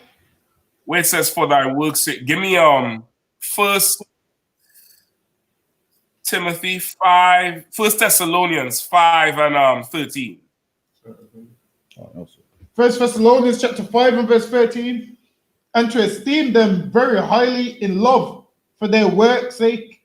And to esteem them very highly in love for their work's sake. Listen, what Karafia did right there was very brotherly. It was very brotherly and very professional to do something like that, just to rectify, you know, something that could have been misconstrued, you know, live on the air before. You know, he didn't mean anything by it, but he saw that, you know, it could have been taken the wrong way. And it's just to also, you know, he's here now, he's one of the highest ranking men in the school over there. And there's men who work under him, down to the troopers and the sisters who work very hard to make the whole picture and the whole show run. And to do something like that was very commendable. Read from verse 12. Read from 12. All right. Yeah. 1 Thessalonians chapter 5 and verse 12. And we beseech you, brethren, to know them which labor among you and are over you in the Lord and admonish you. Right. So one thing is to know the brothers that labor among you in the Lord, the men over you. You know them, you know what they like, what they don't like. That's the best way to be. Learn them, right? Keep going. And are over you in the Lord and admonish you, and to esteem them very highly in love for their work's sake, and be at peace among yourselves. Right, and that's something we had to do not only with the men over us, but with everybody in the body, where we esteem one another, not because of anything else, although that could be it. But never forget the work that brothers and sisters put in to make everything happen. You know what I mean? Never forget the work. Parasha was the first one out the gate. then came Karate, then came Dum Gobai. And y'all three was the first three on the streets. Hardcore as could be. The Passovers, the lectures. Never forget everything that we do for one another in this truth. You get me? And what you said there, Karate, was really right and on point to come back and rectify that, all right? Because I believe when I said that I want to provoke the Lord to jealousy, man. Let me say something. All these brothers provoke the Lord to jealousy, man. You know what I mean? These brothers coming from all over the city, coming to Birmingham, driving for this whole what the white man calls a pandemic, man. All these brothers are provoking the Lord to jealousy, man. Brothers flying out to the Passover. You know what I mean? So all the brothers and sisters, they're all provoking the Most High jealousy, man. I've seen their works, man. I've seen brothers come from London and Manchester and find their way in Brum. But in the UK, people don't even travel that much, man. I've seen the COVID-19 pandemic and everyone came to the high holidays still. Right. That's provoking the Lord to jealousy, man. You know what I mean? And let's keep doing this, man, till the Most High gets out of this oppression and this slavery, man. That's right. That's right. And Lord, listen, Lord allow we build a kingdom that Ken could come into and have Edomite pets. You know what I mean? Since we love the white man so much, we'll give him a few Edomite pets to be dogs. Right? Ken loves white people. That's his problem. He have a problem with the slave owners, but the devils that are walking around today, nothing is wrong with them. No problem, Ken. Help them when Christ come back. That's what I want you to do. When Christ comes, make sure you help them. All right. Listen, with that, next week we're gonna clash. We run over the time, but next week, you see, so you better bring your vinyls, man. You better bring your hard dub plates and stuff. You ain't gonna have all them selectors you had last week. Last week I was battling about 8 men. You might be right. You might be right. I was like, wait, ain't no way he pulling out all them crate, all them teen on the crate. Well, you can't believe a man of my caliber can pull out some dub plates. It has to be something. There has to be something to it. Listen, it can't just be got beaten. Come on, man. Of course, you have mighty sound. You're a mighty sound, man. But we're gonna see next. Listen, we're gonna see next week if it was a fluke or if it was on point. That's all. Okay. All right, cool. It's gonna go down. With that, that's on the ends. We're here again next week, 9 o'clock Friday, man. Shalom, other one. All right, shalom. I'm gonna play out with the,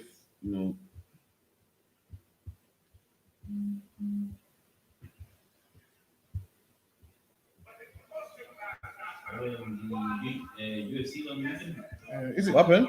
UFC. Who's fighting?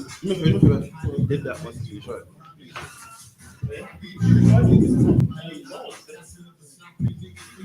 Obviously, Jones is half retired. Vacating the belt. Sometimes you gotta go with what you believe. Like, if you believe you were 20 minute fight and you're only getting paid $3 million, what, you might as well retire? I would. And then, like you said, I've been taking concussions for 10 years and I'm just not working on paid. Masvidal's saying he's not fighting because he's not getting paid. Conor McGregor saying he's retired. Anthony Pettis called that Anderson Silva. Anthony Pettis. Silva's still beating. At middleweight.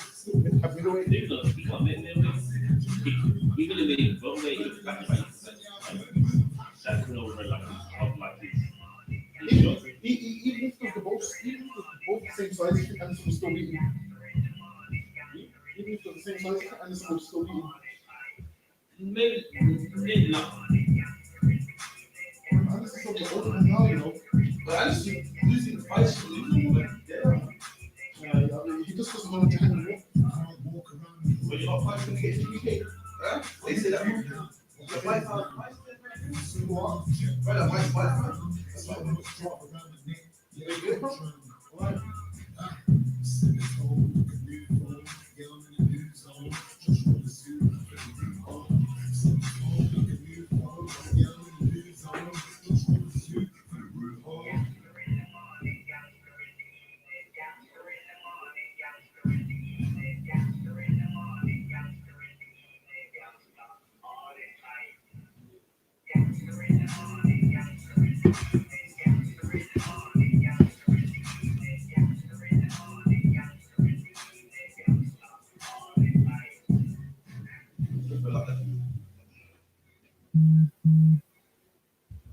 managed to do, yeah. But tell me if I lie, yeah.